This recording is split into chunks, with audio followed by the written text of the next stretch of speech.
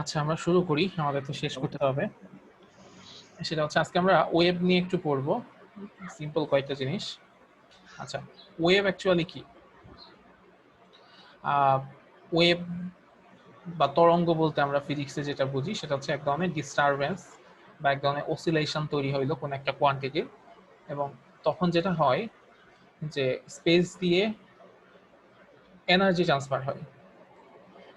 Energy transfer হয়, কিন্তু আমার ওই স্পেসে যে পার্টিকেলগুলো আছে সেই পার্টিকেলে কোনো ধরনের ট্রান্সফার হয় না।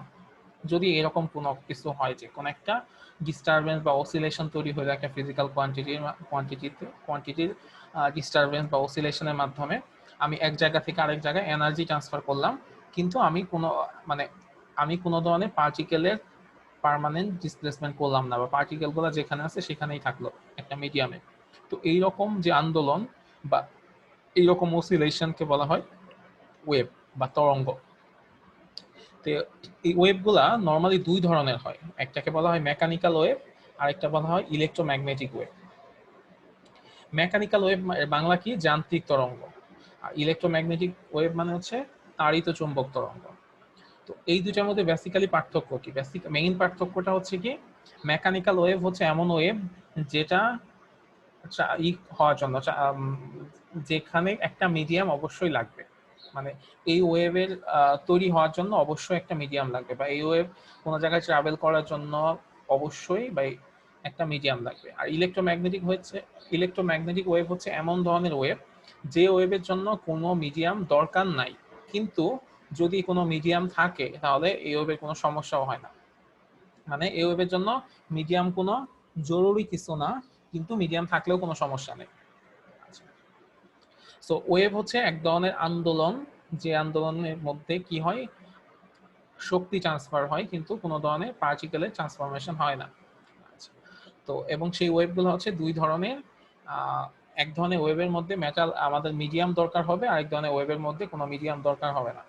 যেটার মধ্যে মিডিয়াম দরকার হবে সেটাকে আমরা বলতেছি মেকানিক্যাল ওয়েভ, আর যার মধ্যে মিডিয়াম দরকার নাই সেটাকে আমরা বলতেছি ইলেকট্রোম্যাগনেটিক ওয়েভ। তাহলে এখন আমাদের একটু বোঝা দরকার যে মেকানিক্যাল ওয়েভটা কোনগুলাকে বলি বা ইলেকট্রোম্যাগনেটিক ওয়েভ কোনগুলাকে বলি। আচ্ছা, ইলেকট্রোম্যাগনেটিক ওয়েভ কোনগুলা? যেমন হচ্ছে light, microwave, infrared wave, X ray, ultraviolet রে, তারপর হচ্ছে রেডিও ওয়েভ। এগুলো হচ্ছে ইলেকট্রোম্যাগনেটিক ওয়েভ। এগুলা ট্রান্সফরমেশনের জন্য কোনো ধরনের আমার কি লাগবে না, মিডিয়াম লাগবে না। যেমন এই যে সূর্য থেকে আলো আমাদের পৃথিবীতে চলে আসে, মাঝখানে একটা বিশাল জায়গা আছে যেখানে কোনো ধরনের মিডিয়াম নাই, তারপরে কিন্তু সেটা চলে আসতে পারতেছে। মাইক্রোওয়েভও সেম ধরনের। মাইক্রোওয়েভ কোথায় তৈরি হয়? মাইক্রোওয়েভের মধ্যে তৈরি হয়। ইনফ্রারেড রে কেমন ওয়েভ? ইনফ্রারেড রে হচ্ছে আমাদের আগে কিছু ক্যামেরা ছিল, আগে কিছু ফোন ছিল, সেই ফোনে দেখতাম আমরা ইনফ্রারেড মোড থাকতো। ঠিক আছে, ইনফ্রারেড মোড দিয়ে দেখা যায়, ইনফ্রারেড মোডকে বা নাইট মোড বলা যায়, এই টাইপের একটা ব্যাপার থাকতো। তো ওইখানে ইনফ্রারেড রে গুলা ইউজ করা হয়। এক্স রে তো আমরা নাম সবাই জানি, যে আমাদের শরীরে কোথাও ভাঙলে বা কোনো একটা সমস্যা হইলে বা হচ্ছে বিভিন্ন কাস্টমসে বিভিন্ন জায়গায় এক্স রে ইউজ করা হয় বিভিন্ন কাজে। ঠিক আছে, তো এক্স রেও হচ্ছে এক ধরনের ইলেকট্রোম্যাগনেটিক ওয়েভ। আলট্রাভায়োলেট রে বা এটাকে ইউভি রে বলা হয়, সেটা হচ্ছে সূর্যের এমন একটা রশ্মি যেটা মানব শরীরের জন্য একটু ক্ষতিকর। ঠিক আছে, এরকম একটা রশ্মিকে বলা হয় আলট্রাভায়োলেট রে। রেডিও ওয়েভ কোন ধরনের ওয়েভ? এই যে আমাদের টেলিভিশন, তারপর হচ্ছে মোবাইলের মোবাইলের যে নেটওয়ার্ক, তারপরে এফএম রেডিও বা এএম রেডিও, যত ধরনের রেডিও আছে এগুলা যে নেটওয়ার্কে চলে বা যে ওয়েভলেন্থে চলে সেগুলো হচ্ছে রেডিও ওয়েভ। আর লাইট তো আমরা বুঝি, লাইট বলতে আমরা এই যে নর্মাল লাইট যেগুলো বুঝি, দ্যাট মিনস দৃশ্যমান লাইট হচ্ছে 7 ধরনের, এগুলো আমরা সামনে পড়বো। তো লাইট বলতে আমরা এই লাইটগুলো বুঝি, এবং এই লাইটগুলো হচ্ছে কেমন? Electromagnetic wave. আর মেকানিক্যাল ওয়েভগুলো কেমন? মেকানিক্যাল ওয়েভ হচ্ছে দুই ধরনের, একটাকে বলা হয় লংগিটিউডিনাল ওয়েভস, আর এটাকে বলা হয় ট্রান্সভার্স ওয়েভ। লংগিটিউডিনাল ওয়েভস কেমন ওয়েভস? সেগুলা হচ্ছে সাউন্ড ওয়েভ। সাউন্ড ওয়েভকে আমরা লংগিটিউডিনাল ওয়েভস বলি। আর ট্রান্সভার্স ওয়েভ হচ্ছে ওয়াটার ওয়েভ। মেইনলি হচ্ছে সাউন্ড ওয়েভ, তারপর হচ্ছে স্প্রিং এর যে ওয়েভ, এইসব বাদে আর যত ধরনের ওয়েভ আছে, ওয়াটার ওয়েভ থেকে শুরু করে এই টাইপের যত টাইপের ওয়েভ আছে, ম্যাক্সিমাম ওয়েভই হচ্ছে ট্রান্সভার্স ওয়েভ। সো আমাদের একটু ডিটেইল বুঝতে হবে যে লংগিটিউডিনাল জিনিসটা কি আর ট্রান্সভার্স জিনিসটা কি। তো তারপরে আমরা এক্সাম্পল দেখলে তখন তখন আমরা আরো ভালো বুঝতে পারবো বা এক্সাম্পলগুলো ভালো বুঝতে পারবো। আচ্ছা, এটা দেখার আগে আমরা একটা ভিডিও দেখে আসি। ওই ভিডিওটা দেখলে আমার মনে হয় যে আমরা সবাই খুব ক্লিয়ার বুঝতে পারবো।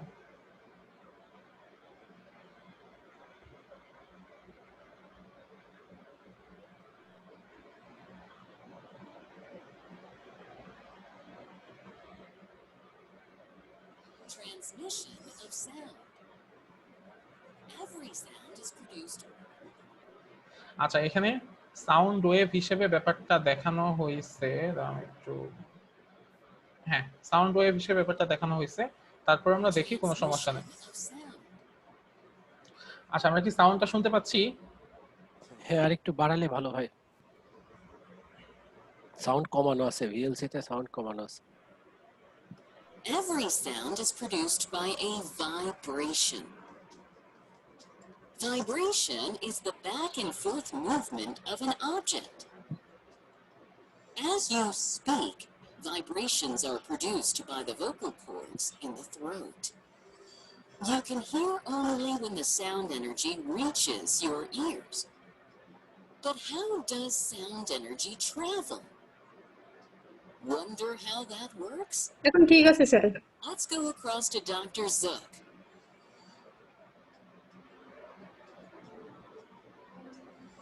Sound energy travels in the form of sound waves. There are mainly two types of waves, transverse wave and longitudinal wave. Let us see how waves travel. We can use a slinky spring to observe both types of waves. Emily is holding one side of the slinky, while Dr. Zook is holding the other end. With a quick upward flick of the wrist, Dr. Zook has sent energy traveling through the slinky. Notice how the slinky moves?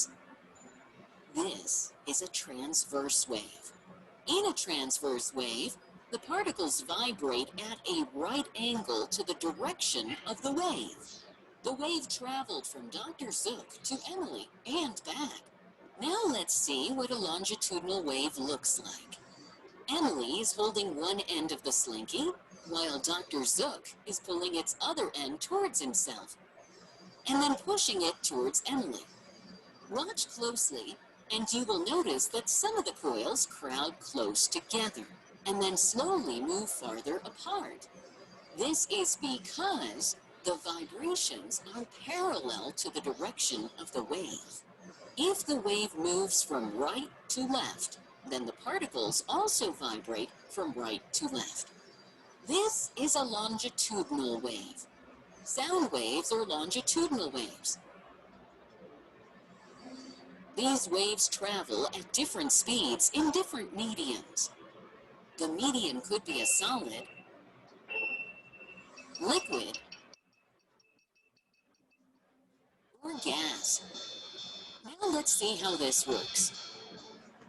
In a solid, the particles are very close together. Sound energy moves as one particle hits the other particle. With the particles being so close together, sound travels quickest through a solid. If we look at particles in a liquid, they appear to be slightly further apart when compared to solid. Thus, sound energy takes a little longer to travel through a liquid. Look at the particles of gas. They are spread out, and hence, sound waves travel most slowly through them. Now we know how sound travels in different media. The vibration of particles produces waves. Wavelength is the distance between two consecutive compressions or rarefactions. The number of waves passing through a point in a second is called frequency, and it is measured in hertz.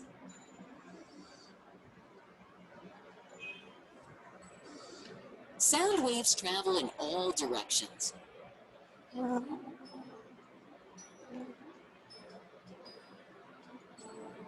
Sound gets reflected. That is, it bounces back on hitting a solid surface. Bouncing back of sound is called echo. Bouncing back of sound is purposefully used in detecting depth of seabeds. That's amazing, isn't it?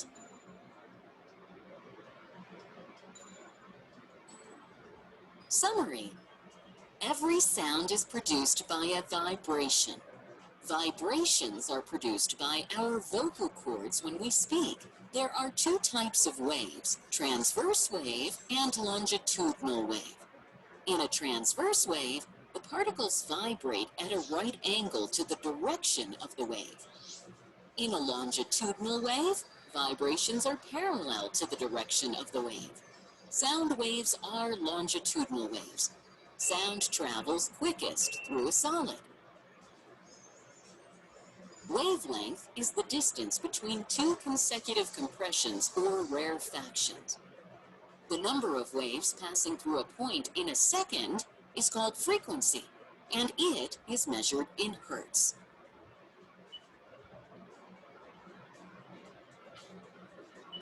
Bouncing back of sound is called echo.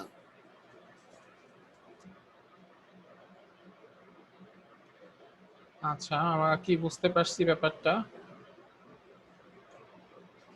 জি, আপনি এই ভিডিওটা একটু share করে দিন তাহলে, বা link, YouTube link অথবা ভিডিওটা দিয়ে দিলে কয়েকবার দেখলে অনেকে চমৎকার ভিডিও, বোঝার মতো একটা ভিডিও স্যার, একটু করে দিয়ে দিন আমাদের।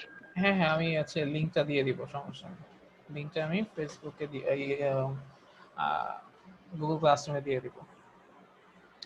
আচ্ছা, তো অ্যাকচুয়ালি এখানে কি দেখানো হয়েছে, ট্রান্সভার্স ওয়েভ হচ্ছে এমন একটা ওয়েভ যখন হচ্ছে মানে এই ইগুলা যখন করবে, অসিলেট করবে, আমার অসিলেশন আর প্রোপাগেশন, মানে আমার ট্রান্সভার্স ওয়েভের ক্ষেত্রে আমরা কি দেখলাম যে উপর নিচে অসিলেট করতেছে আর প্রোপাগেট করতেছে এক পাশ থেকে আরেক পাশে। তখন আমার প্রোপাগেশনটা হচ্ছে এই বরাবর, এই যেখানে লাল চিহ্ন দিয়ে দেখানো হয়েছে, আর ভাইব্রেশনটা হয়েছে কি উপরে নিচে, বা অসিলেশনটা হয়েছে উপরে নিচে। তাহলে কি পাচ্ছি আমি এখানে, প্রোপাগেশন আর ভাইব্রেশন একটা একটার সাথে কত ডিগ্রি সমকোণে বা 90 ডিগ্রি কোণে থাকতেছে। তো যার কারণে এটাকে আমরা বলবো ট্রান্সভার্স ওয়েভ। আর লংগিটিউডিনাল গুলা কেমন, লংগিটিউডিনাল ওয়েভস গুলা হচ্ছে এইরকম যে প্রোপাগেশন আর হচ্ছে আমার ভাইব্রেশন বা অসিলেশন এগুলো হচ্ছে সেম ডিরেকশনে হবে। প্রোপাগেশন আমার যে ডিরেকশনে হবে, আমার ভাইব্রেশন বা অসিলেশনও সেম ডিরেকশনে হবে। এরকম যদি হয় সেটাকে আমরা বলি লংগিটিউডিনাল ওয়েভস। আচ্ছা, লংগিটিউডিনাল ওয়েভস গুলা কেমন টাইপের ওয়েভস বা এক্সাম্পল গুলা কি কি? যেমন আমরা যে কথা বলি, আমাদের সাউন্ড ওয়েভ গুলা লংগিটিউডিনাল ওয়েভস। তারপর আমরা যদি একটা টিউনিং ফর্কের মধ্যে এক ধরনের অসিলেশন তৈরি করি, সেটাও হচ্ছে লংগিটিউডিনাল ওয়েভস হবে। তারপর আমরা যদি স্প্রিং এর মধ্যে অসিলেশন তৈরি করি, স্প্রিং এর অসিলেশন হচ্ছে লংগিটিউডিনাল ওয়েভস হবে। আচ্ছা, আর ট্রান্সভার্স ওয়েভ গুলা কেমন? ট্রান্সভার্স ওয়েভ হচ্ছে আমরা অনেক সময় এরকম হয় না, অনেক পুকুরের পানির মধ্যে একটা ঢিল দেয়, ঢিল দিলে দেখা যায় যে একটা ওয়েভের মতো পুরা পুকুরের শেষ পর্যন্ত চলে যায়, ওইটা এক ধরনের ট্রান্সভার্স ওয়েভ। তারপর আলোক তরঙ্গ, সেটা এক ধরনের ট্রান্সভার্স ওয়েভ। রেডিও ওয়েভ, সেটা এক ধরনের ট্রান্সভার্স ওয়েভ। তারপর এগুলা সবগুলো হচ্ছে ট্রান্সভার্স ওয়েভ। আর এখানে আরেকটা জিনিস দেখানো হয়েছে, সেটা হচ্ছে আমাদের মধ্যে কে কে আছি যারা হচ্ছে মানে পুকুরে গোসল করার সময় নিচে গিয়ে দুই ফ্রেন্ডে কথা বলার চেষ্টা করছি। মানে আমি ছোটবেলায় এই কাজটা একটু করতাম আর কি।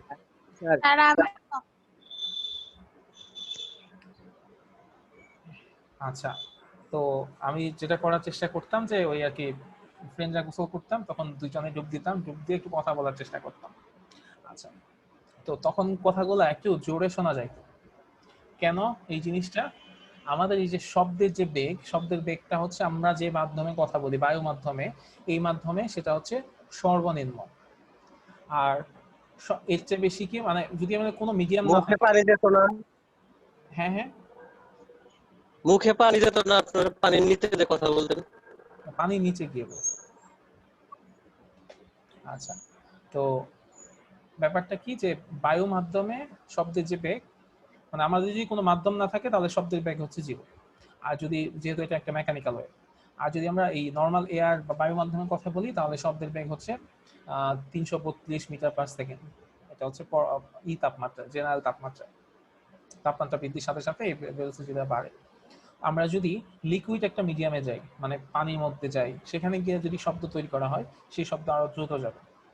আচ্ছা, আর যদি আমরা কঠিন মাধ্যমে শব্দকে ট্রান্সফার হতে দিই, সেই শব্দ আরো বেশি মানে বেশি ফাস্ট ট্রান্সফার হবে, মানে সেখানে শব্দের বেগ আরো বেশি।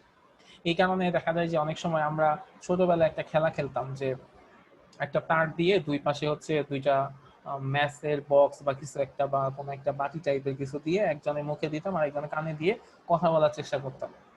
আমরা এটাকে টেলিফোন টাইপের বলতাম যখন আমরা অনেক ছোট ছিলাম।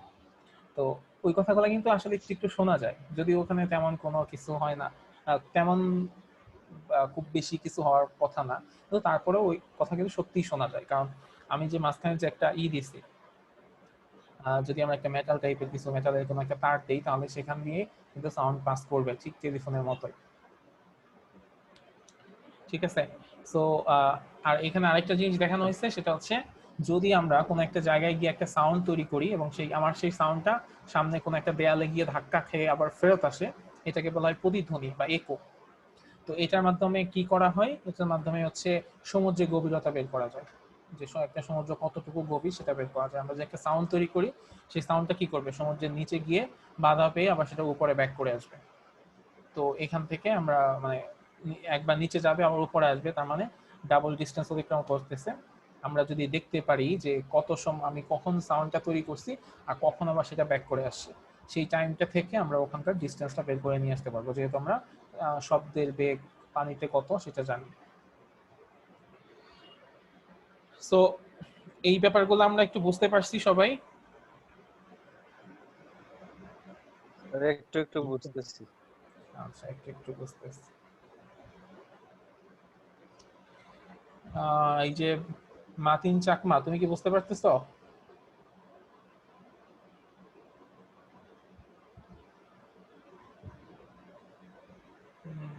তো নাই মনে হচ্ছে।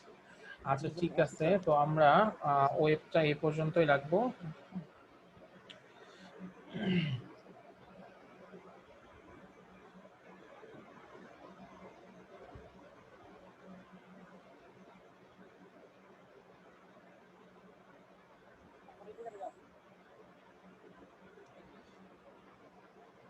আচ্ছা, যেহেতু আমরা সাউন্ডে চলে গেছি, সাউন্ড নিয়ে আমরা একটু পড়াশোনা করি। আচ্ছা, সাউন্ডটা অ্যাকচুয়ালি কি? Sound comprises the spoken word, voices, music, even noise. এই সবগুলাই হচ্ছে সাউন্ড। আমরা যে কথা বলি, যা বা কেউ একজন গান গায়, তারপরে কেউ একজন মানে পাশের বাসায় কনস্ট্রাকশনে কাজ চলতেছে, সেইখানে বিভিন্ন ধরনের সাউন্ড হচ্ছে, সেগুলো কিন্তু সাউন্ড। মানে সবকিছুই সাউন্ড। সাউন্ড এটা ডিপেন্ড করে যে মানে যে কোনো ধরনের ভাইব্রেশন যদি হয় কোনো জায়গায়, তাহলে সেটাকে আমরা সাউন্ড বলবো, সেটা তোমার ভালো লাগুক বা সেটা খারাপ লাগুক। আচ্ছা, it's the complex relationship involving A vibrating object, মানে যে অবজেক্টের মাধ্যমে সাউন্ডটা তৈরি হচ্ছে। এই ট্রান্সমিশন মিডিয়াম নর্মালি আমাদের এয়ার মিডিয়ামে ট্রান্সমিট হয়। এই রিসিভারটা তোমার কান হতে পারে, অ্যান্ড এই পারসেপ্টর মানে তোমার ব্রেইন, মানে যে তোমার হচ্ছে ওই জিনিসটাকে বুঝতে পারতেছে তুমি কি ধরনের সাউন্ড হচ্ছে। মানে এই পারসেপ্টরের উপর ডিপেন্ড করে সাউন্ডটা তোমার ভালো লাগতে পারে, সাউন্ডটা তোমার খারাপ লাগতে পারে, কিন্তু সেটা কিন্তু সাউন্ড। তো সাউন্ড হওয়ার জন্য কয়টা জিনিস লাগবে? একটা সাউন্ড সোর্স লাগবে যেখানে ভাইব্রেট হবে এবং সাউন্ড তৈরি হবে।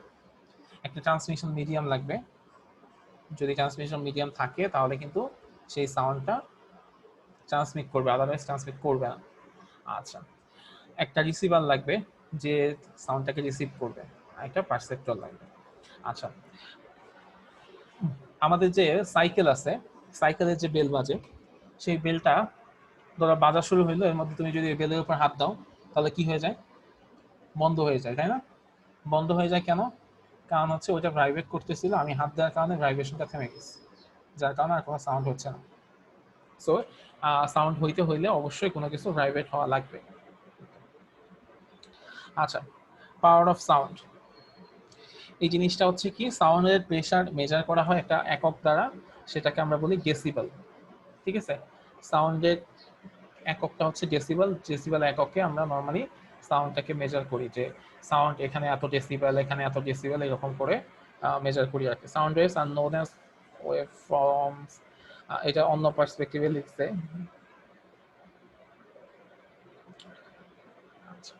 তো এখন আমরা একটু দেখব যে ডেসিবেল এই জিনিসটা কোথায় কত, মানে কোন জায়গায় কত ডেসিবেল হয়।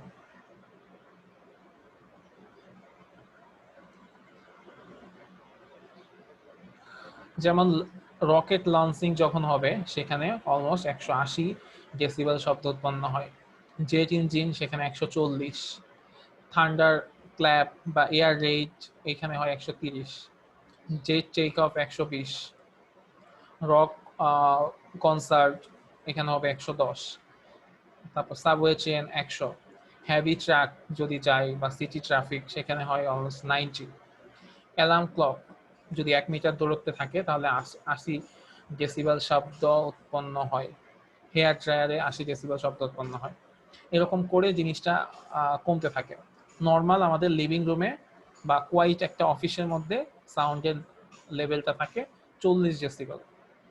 লাইব্রেরিতে আরেকটু শান্ত থাকে, সেখানে থাকে 30 ডেসিবেল। ঠিক আছে, তো এরকম করে এই জিনিসটা চেঞ্জ হইতে থাকে। সো বেশি নয়েজি সাউন্ড যখন হবে তখন এই ডেসিবেলটা বেড়ে যাবে এবং সেটা আমাদের জন্য যে বিরক্তির উদ্বেগ তৈরি করে।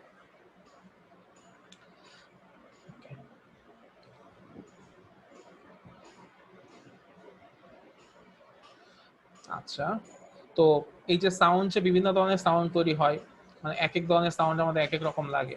পিয়ানোর সাউন্ড একরকম লাগে, বাঁশির সাউন্ড একরকম লাগে, ড্রামের সাউন্ড একরকম লাগে। এই সাউন্ডের যে ওয়েভ ফর্ম গুলা হয় এগুলো এক একটা এক এক রকম হয়। মানে সাউন্ডের বিভিন্ন ক্যাটাগরি আছে, যে তাদের ফ্রিকোয়েন্সি কেমন হচ্ছে বা সাউন্ডের পিস কেমন হচ্ছে, এই জিনিসের উপর ডিপেন্ড করে এই জিনিসগুলো চেঞ্জ হয়। পিয়ানোর সুর আমাদের একরকম লাগে, বাঁশির সুর একরকম লাগে, ড্রামের সুর একরকম লাগে। আমি একটা জিনিস বলতেছিলাম না যে সাউন্ডটা ডিপেন্ড করবে হচ্ছে ব্রেইনের উপর, মানে সাউন্ডটা কেমন লাগবে সেটা ডিপেন্ড করবে ব্রেইনের উপর। সাউন্ড অ্যাকচুয়ালি দুই ধরনের। একটাকে বলা হয় যে নর্মাল সুরযুক্ত সুর, যেটা আমাদের ভালো লাগে, মানে এই যে আমার কথা হয়তো তোমাদের কারো কারো ভালো লাগতেছে, আবার এমন হইতে পারে কারো ওই জিনিসটা ভালো লাগতেছে না, খারাপ লাগতেছে। হ্যাঁ, বা ক্লাসের টিচারদের কথাবার্তা অনেক সময় বিরক্ত লাগে না, কি শুরু করছে, আবার অনেক সময় স্যারের কথাটাই ভালো লাগে।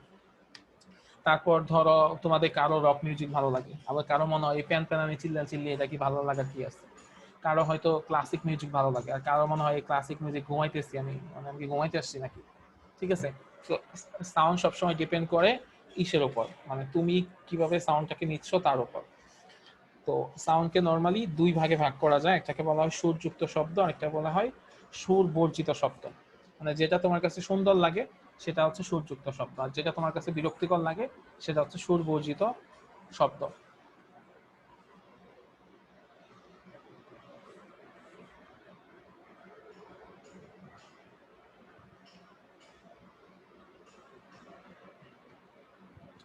আচ্ছা, এই যে এই জিনিসটা আমি বলতেছিলাম, প্লেজেন্ট সাউন্ডটা কি, যেটা রেগুলার একটা ওয়েভ প্যাটার্ন আছে এবং এই প্যাটার্নটা বারবার রিপিট করতেছে। আর আরেকটা নয়েজ গুলা কেমন হয়, নয়েজ গুলা হয় এরকম যে ইরেগুলার প্যাটার্ন থাকে। এখানে দেখো একটা সুন্দর প্যাটার্ন আছে, যে প্যাটার্নটা মোটামুটি রিপিট করতেছে, এটা হচ্ছে আমাদের প্লেজেন্ট বা সুরযুক্ত শব্দ, আমরা এরকম বুঝি।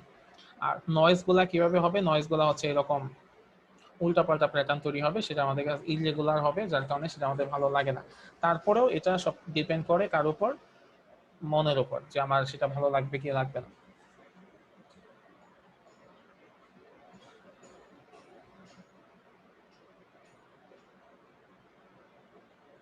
আচ্ছা, সাউন্ডের ক্যারেক্টারিস্টিক কয় ধরনের আছে।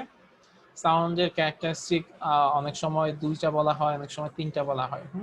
তো একটা কি, একটা হচ্ছে ফ্রিকোয়েন্সি, সাউন্ডের ফ্রিকোয়েন্সি কত, আর একটা হচ্ছে অ্যামপ্লিটিউড কত বা ইন্টেন্সিটি কেমন বা লাউডনেস কেমন। এই দুইটা জিনিসের উপর সাউন্ড ডিপেন্ড করে। অ্যাকচুয়ালি আমি চাইলে হচ্ছে এই আরেকটা জিনিস বলা যায় যে সাউন্ডের কোয়ালিটি কেমন বা সাউন্ডের গুণ কেমন, সেরকমও বলা যায়। তো অ্যামপ্লিটিউডটা কেমন, অ্যামপ্লিটিউডটা মানে হচ্ছে এরকম যে শব্দ লাউডনেসটা কতটুকু বা ইন্টেন্সিটিটা কতটুকু, মানে একটা শব্দ আমি কত জোরে বলতেছি, মানে কথাটা কত জোরে বলতেছি, সেটা ডিপেন্ড করে, সেটার উপর ডিপেন্ড করে যে আমার লাউডনেসটা কেমন বা আমার অ্যামপ্লিটিউডটা কেমন। আমার সাউন্ড যত বেশি হবে, আমাদের বাসায় অনেক সময় যে কিছু থাকে, এটাকে কি বলতো, মানে যেখানে ক্যাসেট ট্যাসেট দিয়ে আমরা গান শুনতাম ছোট সময়, এখন তো আর ওসব নাই, ইউটিউব চলে আসছে, ক্যাসেট প্লেয়ার যেগুলো আছে। তো সেইখানে আমরা কি দেখতাম যে সিঙ্গার যখন একটু জোরে গান গাইতো তখন হচ্ছে কোন একটা জিনিস এরকম করে হাই হয়ে যাইতো, মানে অ্যামপ্লিটিউড অনেক বেশি হয়ে যাইতো। আবার যখন একটু স্লোলি গান গাইতেছে তখন আবার অ্যামপ্লিটিউড নেমে যাইতো। তার মানে যখন হচ্ছে সে একটু লাউডলি গান গায় তখন আমার অ্যামপ্লিটিউডটা এরকম করে হাই হয়ে যাবে, যখন একটু সফটলি গান গাবে তখন অ্যামপ্লিটিউড গুলো কমে যাবে। তো এটাকে বলা হয় অ্যামপ্লিটিউড বা লাউডনেস, বা বাংলাতে বলে শব্দোচ্চতা বা তীব্রতা, শব্দের তীব্রতা, এরকম করে এটাকে প্রকাশ করা হয়। আচ্ছা, তারপরে একটা আছে কি, সেটা হচ্ছে পিচ। পিচ বা হচ্ছে ফ্রিকোয়েন্সি, সেটা কি? সেটা হচ্ছে শব্দের তীক্ষ্ণতা কেমন। এই বৈশিষ্ট্য দ্বারা, মানে এটা হচ্ছে মানে সুরযুক্ত শব্দের একটা বৈশিষ্ট্য, যে পিচ থাকবে বা ফ্রিকোয়েন্সি থাকবে। তো এটা কেমন, যে একটা সাউন্ড, ফ্রিকোয়েন্সি বলতে আমরা যেটা বুঝি যে এক সেকেন্ডে সাউন্ডটা কত বেশি ভাইব্রেট করতেছে। নর্মাল ফ্রিকোয়েন্সি সংজ্ঞা হচ্ছে এরকম যে এক সেকেন্ডে, প্রতি সেকেন্ডে একটা সাউন্ড কয়বার ভাইব্রেশন করতেছে। আচ্ছা, এখানে একটা জিনিস আমাদের বুঝতে হবে, ভাইব্রেশনের আগে একটা জিনিস আমাদের বুঝতে হবে, সেটাকে বলা হয় হচ্ছে একটা কমপ্লিট অসিলেশন। দেখো সাউন্ড ওয়েভ গুলা কেমন হচ্ছে, এরকম করে এরকম করে এরকম করে যাচ্ছে, তাই না? তো এখানে একটা অসিলেশন মানে একটা পূর্ণ কম্পন শেষ হয় কোথা থেকে, একটা জায়গা থেকে শুরু করবে, মানে এরকম একটা পয়েন্ট থেকে শুরু করে সেটা ঘুরে ঘুরে আবার সেই পয়েন্টে যদি একই দিক থেকে আসে। এখন তোমাদের মনে হতে পারে যে এই পয়েন্টটা, কারো যদি মনে হয় যে স্যার এই পয়েন্টটা আর এই পয়েন্টটা তো একই পয়েন্ট, কিন্তু সেইখানে কিন্তু একটা ফুল অসিলেশন হবে না। কেন হবে না? এইখানে একটা সাউন্ড যখন যাচ্ছে তার ডিরেকশন হচ্ছে উপর দিকে, এইখানে যখন সাউন্ডটা আসতেছে তার ডিরেকশন হচ্ছে নিচের দিকে, তাহলে এইখানে একটা ফুল অসিলেশন হয় নাই। তাহলে কই ফুল অসিলেশন হবে? এইখানটাতে ফুল অসিলেশন হবে। কেন? এখানে আবার ডিরেকশন হচ্ছে উপরের দিকে, এখানে ডিরেকশন উপরের দিকে, এইখানেও ডিরেকশন উপরের দিকে। তার মানে এইখান থেকে এই পর্যন্ত একটা ফুল অসিলেশন। তো এখন কথা হচ্ছে যে এই ধরনের অসিলেশন হয়। এখন এক সেকেন্ডে এইরকম করে কয়টা অসিলেশন হচ্ছে সেটা অ্যাকচুয়ালি ফ্রিকোয়েন্সি। এক সেকেন্ডে যতগুলো অসিলেশন হবে সেটা হচ্ছে ফ্রিকোয়েন্সি। আবার অনেক সময় এরকম হইতে পারে যে একটা অসিলেশন হইতেই অনেক সময় লাগে, তাহলে সেক্ষেত্রে ফ্রিকোয়েন্সি কি হবে? অনেক কম হবে। ঠিক আছে, ফ্রিকোয়েন্সিকে নর্মালি 5 সেকেন্ড দ্বারা প্রকাশ করা হয়। আর এটা আরেকটা সুন্দর একক আছে, সেটাকে বলা হয় হার্টজ, HCR, এটাকে সংক্ষেপে লেখা হয় HZ দিয়ে। এবং এইটা directly correspondence to pitch of a sound, মানে ফ্রিকোয়েন্সির উপরেই আসলে এই একটা সাউন্ডের পিস বা একটা সাউন্ডের তীক্ষ্ণতা নির্ভর করে। মানে the more frequent vibration occurs the higher pitch of that sound, মানে যত বেশি মানে ফ্রিকোয়েন্টলি ভাইব্রেট হবে তার মানে কি আমার কি হবে, আমার পিসটা তত বেশি। আমরা অনেক সময় বলি না যে সুর হচ্ছে এরকম বলা হয় না যে খাদের সুর বা চড়া সুর, এরকম একটা কথাবার্তা বলে না? এই জিনিসগুলো আমরা এখান থেকে বুঝি। এখানে একটা মজার ব্যাপার আছে।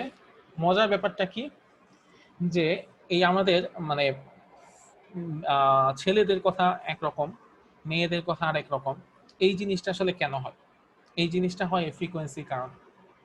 ঠিক আছে, ফ্রিকোয়েন্সির কারণে এই ব্যাপারটা হয় যে ছেলেদের সুর আমরা নর্মালি কিভাবে বলি, যে একটু হার্ড টাইপের, আর মেয়েদের স্বর হচ্ছে একটু এটা বলে একটু এক্স্যাক্টলি শব্দটা মাথায় আসতেছে না। হ্যাঁ, একটু চিকন। আমার বয়স তো ছেলেদের মতো। আচ্ছা, তীক্ষ্ণ, মেয়েদের হলো তীক্ষ্ণ আর হ্যাঁ, ছেলেদের হলো মোটা কণ্ঠ আর কি, ভারী আচ্ছা, কণ্ঠ, আচ্ছা, ভারী কণ্ঠ। ঠিক আছে, লাউডনেস বেশি আর ওটা পিচ বেশি। এই জিনিসটা কেন জি হয়? স্যার। এই জিনিসটা হয় হচ্ছে যে লাউডনেস আর হচ্ছে পিচের কারণে। ঠিক আছে, মানে আমাদের কণ্ঠ যাদের হচ্ছে একটু লাউড, ঠিক আছে, মানে যদি আগে বুঝতে পারলাম তাহলে আমাদের লাউডনেসটা বেশি। মেয়েদের কণ্ঠের হচ্ছে ফ্রিকোয়েন্সি বেশি, মেয়েরা হচ্ছে একটু হাই ফ্রিকোয়েন্সিতে কথা বলে। আর ছেলেরা যারা আছে এরা নর্মালি হচ্ছে একটু লো ফ্রিকোয়েন্সিতে কথা বলে। আমরা মানুষ যারা আছি, আমরা মানুষরা হচ্ছে সব ফ্রিকোয়েন্সি আবার মানে শুনতে পাই না। আমরা হচ্ছে কত থেকে কত শুনতে পাই, 20 থেকে 20,000 হার্টজ, এই ফ্রিকোয়েন্সি কথাবার্তা আমরা শুনতে পাই। যদি এমন হয় যে কেউ 20 হার্টজের নিচে কথাবার্তা বলতেছে সেই কথা আমরা শুনবো না। এবং সেই ধরনের সাউন্ডকে বলা হয় ইনফ্রাসনিক সাউন্ড। ঠিক আছে, সাউন্ডস বিলো 20 হার্টজ সেটাকে বলা হয় ইনফ্রাসনিক সাউন্ড, মানে সেগুলা শুনতে পাই না আমরা। আর যদি সাউন্ড এইরকম হয় যে সাউন্ড অ্যাবাভ 20,000 হার্টজ, মানে 20K হার্টজ, ঠিক আছে, কিলো হার্টজ, 20 কিলো হার্টজ যদি হয়, তাহলে সেই সাউন্ডটা আবার আমরা শুনতে পাই না, সেটাকে বলা হয় আল্ট্রাসনিক সাউন্ড। মানে আমরা খুব বেশি ফ্রিকোয়েন্সি সাউন্ডও শুনতে পাই না, আবার খুব কম ফ্রিকোয়েন্সি সাউন্ডও আমরা শুনতে পাই না। আচ্ছা, আর আরেকটা জিনিস হচ্ছে কি, যে এই যে একটা কথা বললাম যে ছেলে মেয়েদের মধ্যে ভয়েসের যে একটা ক্যারেক্টারিস্টিকের যে একটা পার্থক্য আছে, এই পার্থক্যটাও হয় হচ্ছে কার কারণে, এই ফ্রিকোয়েন্সি পার্থক্যের কারণে, যে একজনের ফ্রিকোয়েন্সি বেশি আরেকজনের ফ্রিকোয়েন্সি কম।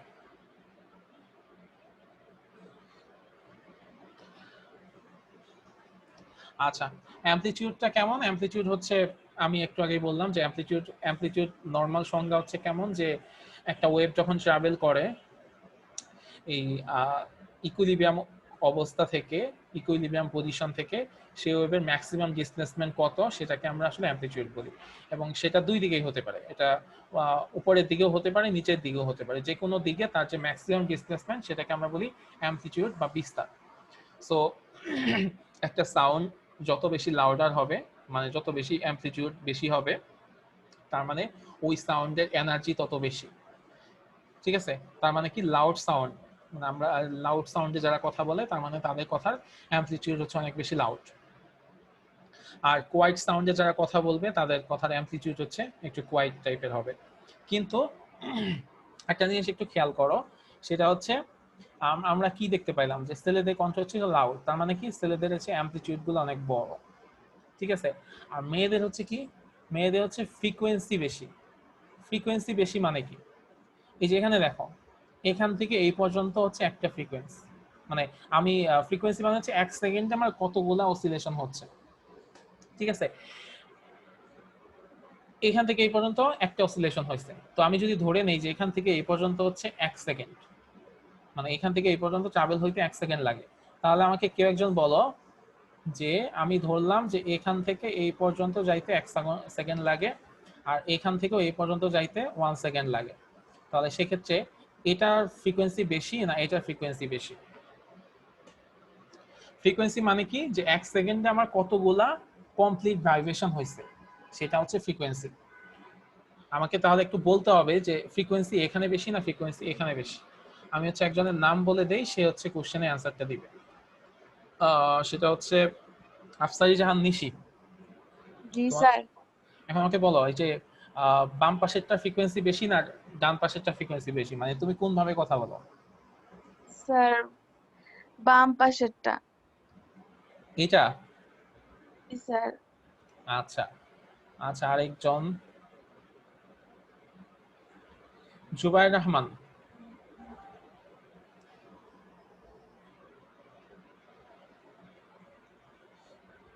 জুবাইর রহমান। জি স্যার। হ্যাঁ, আমাকে বলো যে নিশি যেটা বললো, নিশি বললো যে নিশি নাকি হচ্ছে এইভাবে কথা বলে, মানে এইভাবে কথা বলে।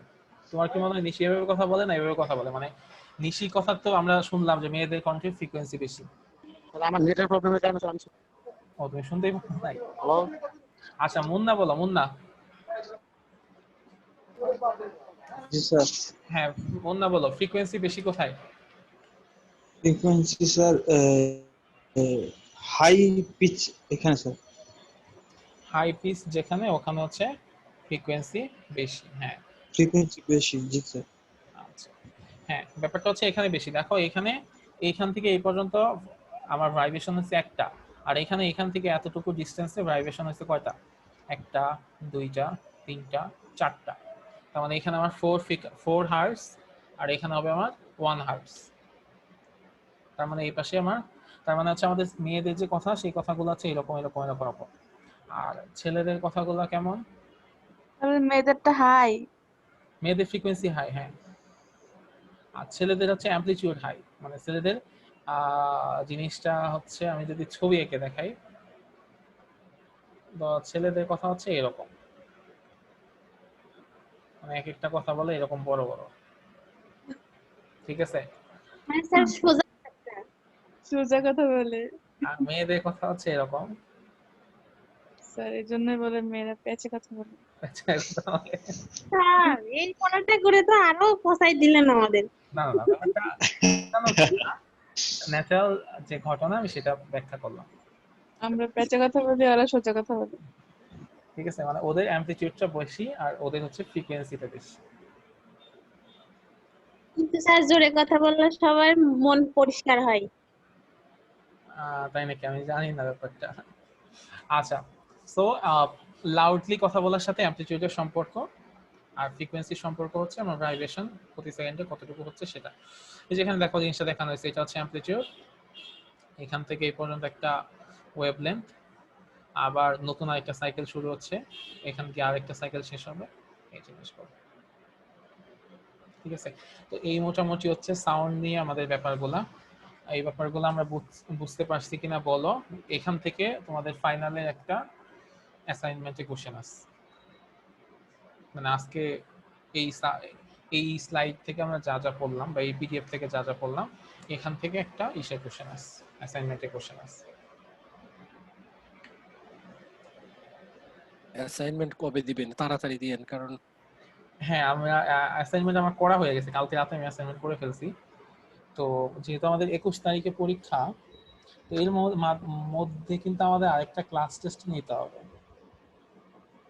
অ্যাসাইনমেন্ট দিয়ে ক্লাস টেস্ট নিয়েন, মানে অ্যাসাইনমেন্ট সবাই করতে থাকলেও এটা সুবিধা হয়, না হলে দেখা যায় সবগুলো অ্যাসাইনমেন্ট একসাথে হবে।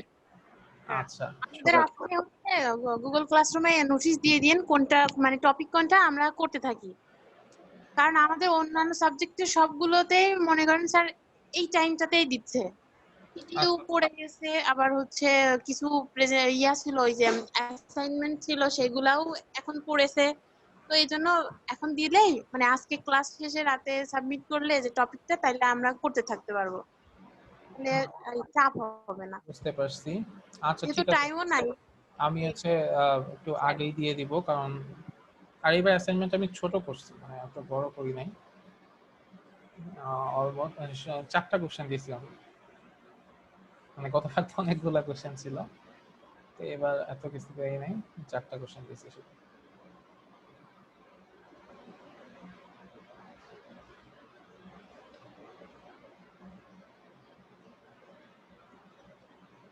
আচ্ছা,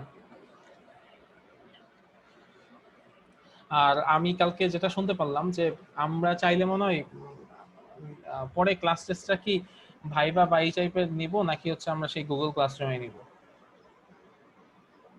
আর গুগল ক্লাসরুমে নিলে ভালো হয়, কারণ ভাইবা নিলে আরেকটা মানে ঝামেলা হয় কি, এই মানে মাথায় একটা চাপ থেকে যায়।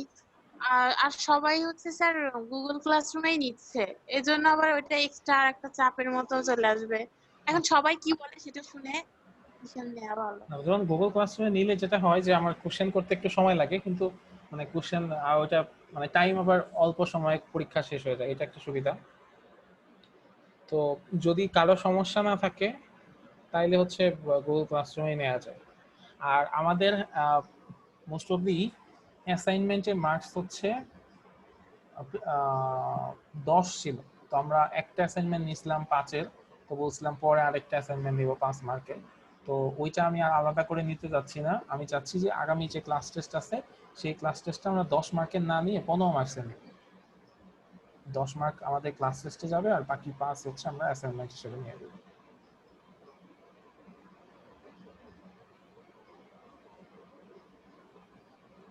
ঠিক আছে, সমস্যা হবে কারো? মানে কারো আপত্তি আছে কিনা এতে?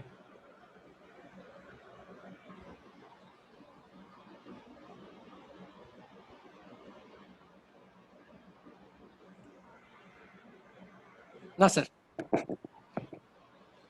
আচ্ছা, আমি এইমাত্র একটা জিনিস একটু খুঁজে পাইলাম, সেটা হচ্ছে এরকম। নর্মালি ছেলেদের কথার ফ্রিকোয়েন্সি হচ্ছে 85 হার্টজ থেকে 180 হার্টজ পর্যন্ত, আর মেয়েদের কথার ফ্রিকোয়েন্সি হচ্ছে 165 থেকে শুরু 255 পর্যন্ত। ঠিক আছে, তার মানে কিছু ছেলে আর কিছু মেয়েদের কথার ফ্রিকোয়েন্সি সেম কিন্তু হতে পারে। ঠিক আছে, মানে যে 85 থেকে 180 আর ওটা 165 থেকে শুরু। তার মানে মানে কিছু ছেলেদের কথা মেয়েদের মতো হয়ে যেতে পারে, আবার কিছু মেয়েদের কথা ছেলেদের মতো হয়ে যেতে পারে।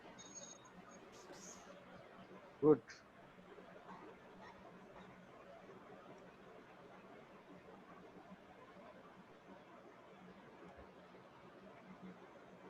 আচ্ছা, আজকে আমরা সব এই কথাবার্তা শোনা এসব নিয়ে করব, মানে আমরা কিভাবে কথা বলি, কিভাবে শুনি, সেই জিনিসগুলো আমরা আজকে দেখবো শুধু। সেটা হচ্ছে যে আমরা শুনতে পাই আসলে কতটুকু, মানে রেঞ্জ অফ হিয়ারিং আসলে কতটুকু আমাদের রেঞ্জ অফ হিয়ারিং আমি একটু আগে বলছি, সেটা হচ্ছে 20 থেকে 20,000 হার্টজ পর্যন্ত। বাট যাদের বয়স 5 বছরের নিচে বা বিভিন্ন প্রাণী, কুকুর, তারপর হচ্ছে বাদুর, ওরা আবার একটু ডিফারেন্ট শোনে। ওরা শোনে হচ্ছে কত, ওরা মোটামুটি মানে আমরা শুনি হচ্ছে 20 থেকে 20,000 হার্টজ পর্যন্ত, কিন্তু একটা বাচ্চা সে শুনতে পারে মোটামুটি 25,000 হার্টজ পর্যন্ত। আবার আমার যতটুকু মনে আছে সেটা মোস্ট প্রবাবলি কুকুরের শোনার রেঞ্জ মোস্ট প্রবাবলি। স্যার অনেক সময়, হ্যাঁ বলো। স্যার অনেক সময় হচ্ছে কেউ আস্তে কথা বললে শুনতে পাই না, বা ওই মোবাইলে অনেক সময় অনেক কথা আস্তে বলার কারণে শুনতে পাওয়া যায় না স্যার, এইটা কি কারণে হয়? না, এটা মোবাইলের ব্যাপারে একটা ব্যাপার এরকম হতে পারে যে এই মোবাইল বা স্যার সামনাসামনিও স্যার, অনেক সময় সামনাসামনিও হয় না যে কেউ আস্তে কথা বললে শুনতে পাওয়া যায় না, বলা লাগে আরেকবার বলতে, এরকম স্যার। এটা একটা হইতে পারে যে নয়েজ টয়েজের কারণে তুমি ঠিক মতো শুনতে পারো না, এটা একটা জিনিস হতে পারে। আবার এমনও হইতে পারে যে সে যে কথা বলছে সেটা হয়তো ফ্রিকোয়েন্সি এত কম যে তোমার পর্যন্ত, মানে 20-এর নিচে যদি হয় তাহলে তো সেটা শোনা যাবে না, শুনতে পারবা না আর কি তুমি। স্যার, বাদুড়ের তো মনে হয় সবচেয়ে ফ্রিকোয়েন্সি, শোনার ফ্রিকোয়েন্সি বেশি না? হ্যাঁ, সবচেয়ে বেশি মোস্ট প্রবাবলি বাদুড়ের ফ্রিকোয়েন্সি মোস্ট প্রবাবলি সবচাইতে বেশি, এবং সেটা আমার যতটুকু মনে পড়ে সেটা মোস্ট প্রবাবলি 80,000 হার্টজ পর্যন্ত।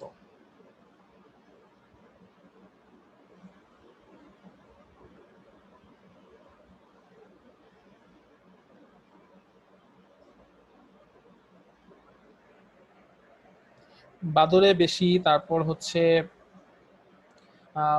ইসের বেশি, কুকুরের বেশি, মোটামুটি সব প্রাণীরই বেশি, ইভেন গরু বাছুর এদেরও বেশি। ঠিক আছে, এদেরও বেশি মানুষের চাইতে। আচ্ছা, কুকুরের হিয়ারিং রেঞ্জ হচ্ছে 67 হার্টজ থেকে 45,000 কিলো হার্টজ পর্যন্ত। মানে আমরা যেখানে 20 হার্টজ থেকে শুনি, কুকুর সেটা হচ্ছে 67 হার্টজ থেকে শোনা শুরু করে, ওর হচ্ছে শুনতে পাই হচ্ছে 45,000 হার্টজ পর্যন্ত। তারপর বিড়ালের ক্ষেত্রে এটা হচ্ছে 55 হার্টজ থেকে শুরু, এবং বিড়াল শুনতে পাই 79 কিলো হার্টজ পর্যন্ত, মানে 79,000 হার্টজ পর্যন্ত শুনতে পাই বিড়াল। বাদুড়ের ক্ষেত্রে এটা শুরু হয় হচ্ছে, বাদুড়ের ক্ষেত্রে এটা শেষ হয় মানে বাদুড় মোটামুটি 90 কিলো হার্টজ, মানে 90,000 হার্টজ পর্যন্ত শুনতে পায়। ঠিক আছে, 90,000 হার্টজ পর্যন্ত শুনতে পায় বাদুড়। বাট হ্যাঁ, 90,000 হার্টজ পর্যন্ত শুনতে পায় বাদুড়। আর পাখির ক্ষেত্রে হচ্ছে 1 কিলো হার্টজ থেকে 4 কিলো হার্টজ পর্যন্ত মোটামুটি পাখি শুনতে পায় কথাবার্তা। মাছের ক্ষেত্রে ওইভাবে দেয়া নাই। আচ্ছা, মাছের ক্ষেত্রে কি যেন আলাদা আলাদা কিছু মাছের কথা বলা আছে, গোল্ড ফিশের কথা বলা আছে 20 হার্টজ থেকে 30,000 হার্টজ পর্যন্ত, সরি 3,000 হার্টজ পর্যন্ত গোল্ড ফিশ। এরকম ক্যাটফিশ হচ্ছে 50 হার্টজ থেকে 4,000 হার্টজ পর্যন্ত, এরকম করে আলাদা আলাদা কিছু আছে। বাট মানে সব মাছের জন্য জেনারেলাইজড ভাবে কিছু নাই। সো এতগুলার চাইতে আমাদের যে জিনিসটা ইম্পর্টেন্ট সেটা হচ্ছে আমরা কতটুকু শুনতে পাই, সেটা হচ্ছে 20 থেকে 20,000 হার্টজ পর্যন্ত। এবং একটা জিনিস তোমরা করতে পাও কিনা, যে অনেক সময় এই কথা বলা হয় যে ভূমিকম্প হবে, এই জিনিসটা সাপেরা নাকি বুঝতে পারে। ঠিক আছে, মানে তখন কিন্তু এক ধরনের ভাইব্রেশন হয়।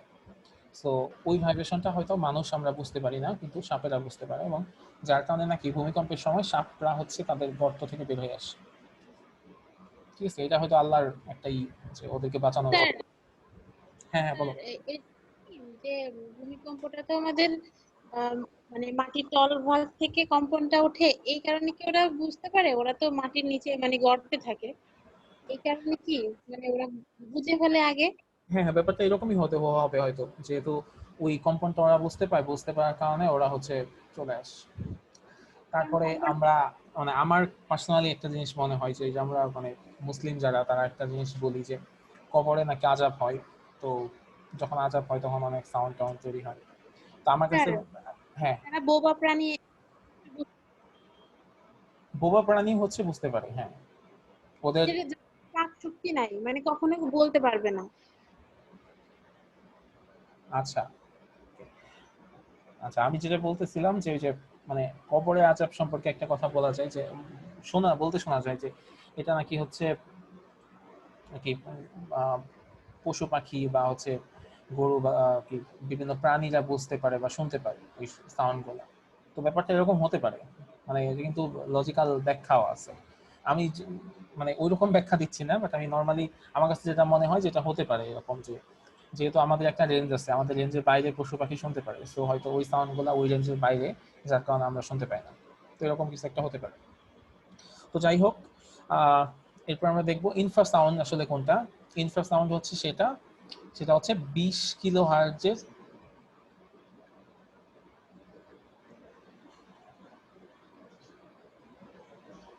আচ্ছা, sound frequency below 20 kilo hertz কেন হবে? সরি, এটা এখানে ভুল আছে। আচ্ছা, সাউন্ড যেটা হচ্ছে 20 হার্জের নিচে, সেটা হচ্ছে সেই সাউন্ডকে বলা হয় ইনফ্রাসাউন্ড। ঠিক আছে, আচ্ছা ইনফ্রাসাউন্ড বলা হয় বা ইনফ্রাসনিক সাউন্ড বলা হয়। আমরা যদি ইনফ্রাসাউন্ড আসলে বুঝতে পারতাম তাহলে কি হইতো যে বিভিন্ন পেন্ডুলামের যে ভাইব্রেশন আছে সেই ভাইব্রেশন গুলো আমরা বুঝতে পারতাম। নর্মালি কারা কারা এই সাউন্ড গুলো শুনতে পায়? গন্ডার শুনতে পায়, হাতি শুনতে পায়, তারপর হচ্ছে ওয়েল গুলা শুনতে পায়। এরা হচ্ছে এই সাউন্ড গুলা শুনতে পায় এবং এই সাউন্ড দিয়ে তারা তাদের কমিউনিকেশন করে ইনফ্রাসাউন্ড দিয়ে, মানে একটা হাতি আরেকটা হাতির সাথে কমিউনিকেশন করে ইনফ্রাসাউন্ড দিয়ে।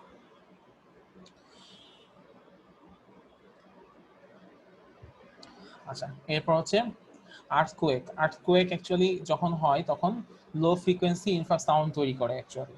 ঠিক আছে, আর্থকুয়েকের সময় লো ফ্রিকোয়েন্সি ইনফ্রাসাউন্ড তৈরি হয় বিফোর দ্য মেইন শক, মানে মেইন শক শুরু হওয়ার আগে লো ফ্রিকোয়েন্সি এক ধরনের ইনফ্রাসাউন্ড তৈরি হয়, যেটা এই যেটা প্রবাবলি অ্যানিমালকে হচ্ছে অ্যালার্ট করে দেয় যে সামনে একটা আর্থকুয়েক হতে যাচ্ছে, এবং ওরা যার কারণে ব্যাপারগুলো বুঝতে পারে, কিন্তু আমরা মানুষ সেটা বুঝতে পারি না। ঠিক আছে, স্যার আমার একটা জিনিস জানার ছিল, হ্যাঁ বলো। এটা হচ্ছে যে স্যার হাতি শব্দ শুনলে মানে দৌড়ে পালায় কেন? মানে মানে আচ্ছা, অ্যাটাক করতে? হাতির ক্ষেত্রে হ্যাঁ তুমি যেটা বলছো, হাতি হচ্ছে বেশি লাউড সাউন্ড শুনলে সে হচ্ছে ভয়ে পালায়। তো এই জিনিসটা বুঝতে হলে আমাদের একটু দেখতে হবে হাতির হিয়ারিং রেঞ্জটা কত। আমি একটু দেখে বলি।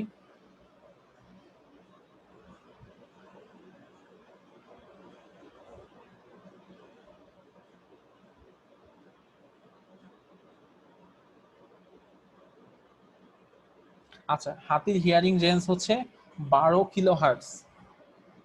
মানে 12 কিলো হার্টজ মানে হচ্ছে খুবই কম, কিন্তু মানে আমরা যেখানে 20 কিলো হার্টজ পর্যন্ত শুনতে পাই, হাতি সেখানে 12 কিলো হার্টজ শুনতে পায়। ধরো তুমি ইরানি, তোমার কানের পাশে কেউ এসে 20 কিলো হার্টজের কোনো শব্দ দাপ দুপ করতেছে, ঠিক আছে, বা হচ্ছে ধরো একটা কনসার্টের যে বড় বক্স আছে সেই বক্সটা তোমার কানের পাশে এনে রাখা দিল, তখন তোমার কেমন লাগবে? স্যার পালাবো। পালাবে না? ওই হাতি ওই কারণে পালায়, কারণ হাতির হচ্ছে সাউন্ডের হিয়ারিং রেঞ্জ হচ্ছে কম, মানে অনলি 12 কিলো হার্টজ পর্যন্ত। সো আমরা যদি 12 কিলো হার্টজের কাছাকাছি সাউন্ড হাতিকে শোনাইতে পারি, তাহলে হাতি দেখা যাবে ভয়ে পালাচ্ছে। কারণ আমরা যেটা নিচে আর পারি তার হাঁস মুরগি হ্যাঁ সরি। স্যার এই যে হাঁস মুরগি এদের কিরকম? হাঁস মুরগি এদের কেমন না, এটা দেখতে হবে সবগুলা, কারণ ওগুলো তো আর জানি না। ও আহ, আচ্ছা, বুঝতে পেরেছি। তুমি হচ্ছে নিজেও সার্চ দিতে পারো, মানে তুমি যার জিনিসটা জানতে চাবা ওটা দিয়ে হিয়ারিং রেঞ্জ দিয়ে সার্চ দিও, তাহলে পেয়ে যাবা। আচ্ছা, হাত থ্যাংক ইউ স্যার। চিকেনের ক্ষেত্রে যেটা, চিকেনের ক্ষেত্রে হচ্ছে দেখতেছি 2 হার্টস থেকে ওনারা 2 হার্টস থেকে শুনতে শুরু করে। আর এই জন্য তাড়া দিলেই পালাই। হ্যাঁ, 2 হার্টস থেকে 9 কিলো হার্টস পর্যন্ত শুনতে পায় ওরা। একটা তাড়া দিলেই পালাই যায়। হ্যাঁ না, ওরা ভয় পেয়েও চলে যায়, সেটা একটা কথা।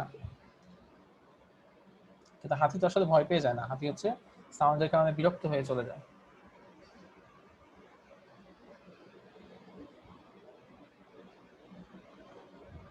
আর আজকের পড়াটা অনেক মজার।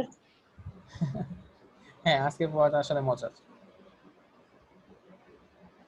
আচ্ছা, এরপর হচ্ছে কি আল্ট্রাসাউন্ড। আল্ট্রাসাউন্ড হচ্ছে কেমন? আল্ট্রাসাউন্ড হচ্ছে ফ্রিকোয়েন্সিস হায়ার দেন 20 কিলোহার্টজ, 20 কিলোহার্টজের চাইতে বেশি স্যার ফ্রিকোয়েন্সি এটা যে। কি আল্ট্রাসাউন্ড স্যার? হ্যাঁ, আল্ট্রাসাউন্ড হবে, হ্যাঁ। স্যার এসটা উঠে নাই স্যার।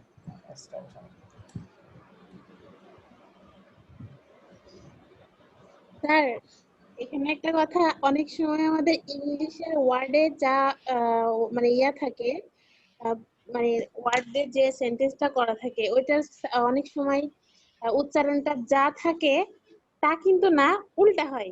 তো এখানে আমি আল্ট্রাসাউন্ড দেখে আমি ভাবছি হয়তো বা এসটা হবে না। ও আচ্ছা আচ্ছা, না না, এসে ক্ষেত্রে ওরকম কিছু হয় না। ওই টাইপের কিছু হয় হচ্ছে যদি আর থাকে, আর এর উচ্চারণটা হয় না। আহ, তারপরে এরকম কিছু ওয়ার্ড আছে যেগুলো উচ্চারণ হয় না, ঠিক আছে?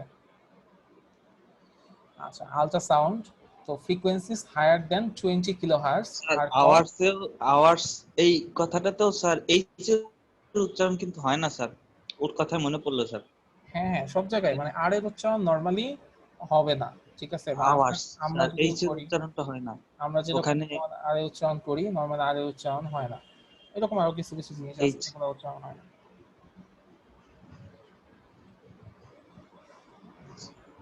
আচ্ছা, ফ্রিকোয়েন্সিস হায়ার দেন 20 কিলোহার্টজ মানে 20,000 হার্টজের চাইতে বেশি সাউন্ড যেগুলা, সেগুলাকে আমরা বলি আল্ট্রাসনিক সাউন্ড বা ultrasound. Ultrasound is produced by dolphins, bats, and porpoises.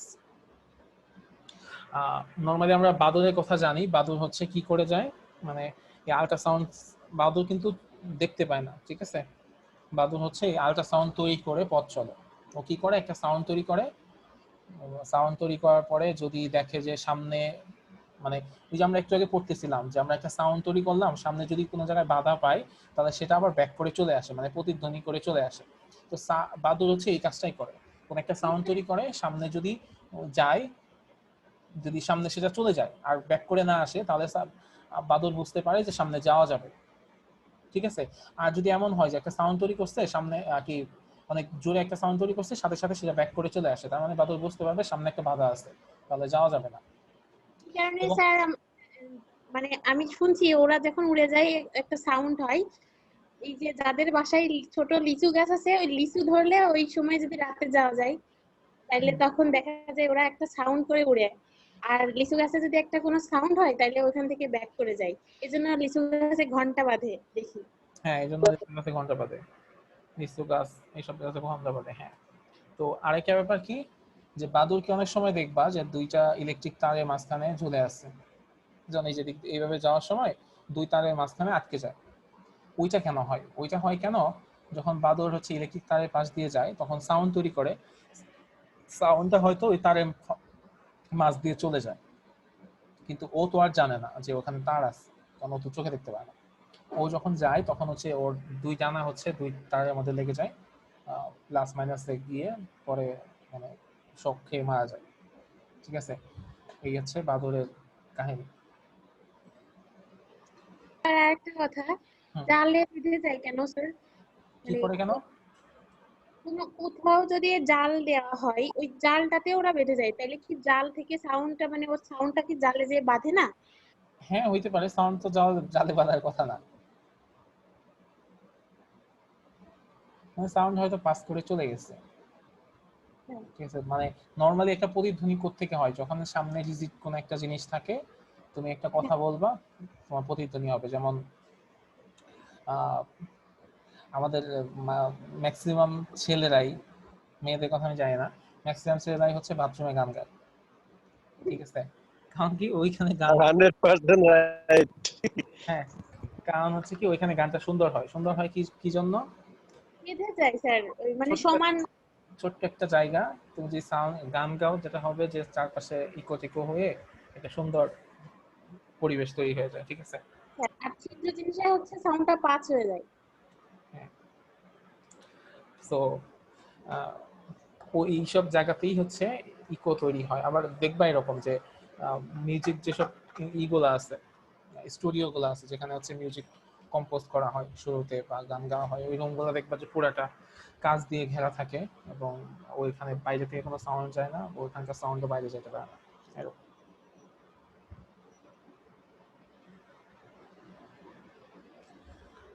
আচ্ছা, অ্যাপ্লিকেশন অফ আল্ট্রাসাউন্ড। আল্ট্রাসাউন্ড দিয়ে কি কি করা যাইতে পারে, এরকম এখানে একটা অ্যাপ্লিকেশন দেখানো হয়েছে।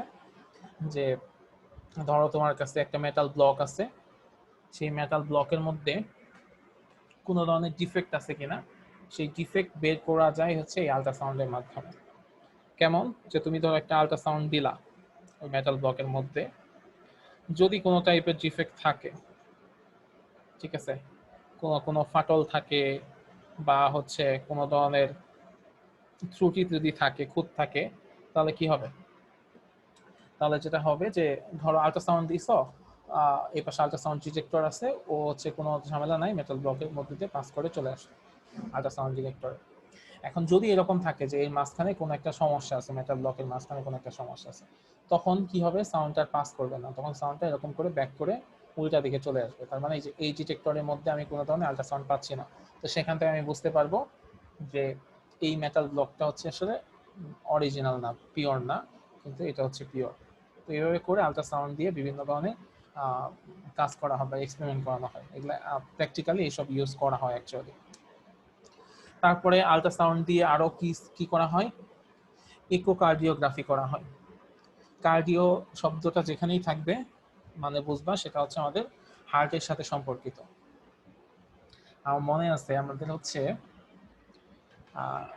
কোন একটা সময় হচ্ছে হার্ট পড়াচ্ছিল আর কি বায়োলজিতে। তাই এক ফ্রেন্ডকে জিজ্ঞেস করা হলো, আচ্ছা বলতো হার্ট কি? তো বলতেছে স্যার হার্ট হচ্ছে হৃদয়, ঠিক আছে, কিন্তু হার্ট মানে কিন্তু হৃদয় না। হ্যাঁ, হার্ট মানে হচ্ছে কি আমাদের হৃৎপিণ্ড যেটা আছে, হৃৎপিণ্ডের কাজ কি? হৃৎপিণ্ডের কাজ হচ্ছে আমাদের শরীরে যে রক্তগুলো আছে সেই রক্তগুলাকে পরিশোধিত করা, মানে কার্বন ডাইঅক্সাইড যুক্ত রক্তকে কার্বন ডাইঅক্সাইডটা বের করে দিয়ে সেখানে অক্সিজেনকে অ্যাড করে দেয়া, এটা হচ্ছে আমাদের হৃৎপিণ্ডের কাজ। ওইটাই হচ্ছে আমাদের হার্ট বা হৃৎপিণ্ড। আর আমরা হার্ট বা মন বলতে আসলে যেটা বুঝি নর্মালি, যে মন বলতে যেটা বুঝি বা নর্মালি আমরা যেটা মিন করি, ওটা অ্যাকচুয়ালি আমাদের এই বুকে থাকে না, ওটা আসলে থাকে মাথায়, ঠিক আছে। মন বা মাইন্ড যে জিনিসটা, সেটা কিন্তু আসলে এই বুকের হাড়টা না, যদি আমরা সেটাই মিন করি সবাই, কিন্তু ওটা আসলে মাইন্ড, আমাদের মন থেকে আসে বা মাথার ব্রেন থেকে আসে। আর আমাদের হার্টের মেইন কাজটা কি? হার্টের মেইন কাজই হচ্ছে রক্তকে পরিশোধিত করা। যেটা হয় যে আমাদের পুরো শরীরে বিভিন্ন রক্ত সেটা হচ্ছে হার্টে যায়, যাওয়ার পরে হার্ট হচ্ছে সেটাকে সেখান থেকে ইচাকে আলাদা করে ফেলে। হার্ট অ্যাকচুয়ালি যেটা করে যে ফার্স্টে একটা পাম্প করে, সেই পাম্পের কারণে ওই রক্তগুলো সব ফুসফুসের দিকে চলে যায়। ফুসফুস থেকে কি হয় যে কার্বন ডাইঅক্সাইডটা রেখে দেয়, রেখে দিয়ে বাকি রক্তগুলা ও কার্বন ডাইঅক্সাইড রেখে দিয়ে অক্সিজেন গুলাকে ইনপুট দিয়ে দেয়, সেই রক্তগুলো আবার আমাদের হার্টে আসে। আবার হার্ট থেকে আবার যখন সেটাকে আবার পাম্প করা হয়, সেই পাম্পের মাধ্যমে সেটা হচ্ছে আমাদের পুরা সারা শরীরে চলে যায়। এই কারণে দেখা যায় যে হার্ট সবসময় একবার পাম্প হয়, মানে একবার সংকুচিত হয় একবার প্রসারিত হয়, একবার সংকুচিত হয় একবার প্রসারিত হয়। এই সংকুচন আর প্রসারণ যদি একবার থেমে যায় তাহলে আমাদের জীবন শেষ, ঠিক আছে। এইভাবে করে মানে এই পদ্ধতি অবলম্বন করে এখন আর্টিফিশিয়াল হার্টও তৈরি করা হয়, যেভাবে মানুষ বেঁচে থাকতে পারে, ঠিক আছে। বা হার্টে দুর্বলতা থাকলে অনেক সময় টেস্টমেকার লাগিয়ে দেয়, যেন হচ্ছে মানে আর্টিফিশিয়াল এক ধরনের এনার্জি দেয়া হয় ওই যে সংকোচন প্রসারণের সুবিধার জন্য।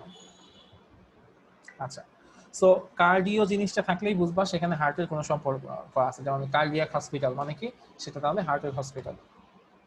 আচ্ছা, যেমন এই যে বারডেমকে কিন্তু বলা হয় ইব্রাহিম কার্ডিয়াক হসপিটাল, ঠিক আছে।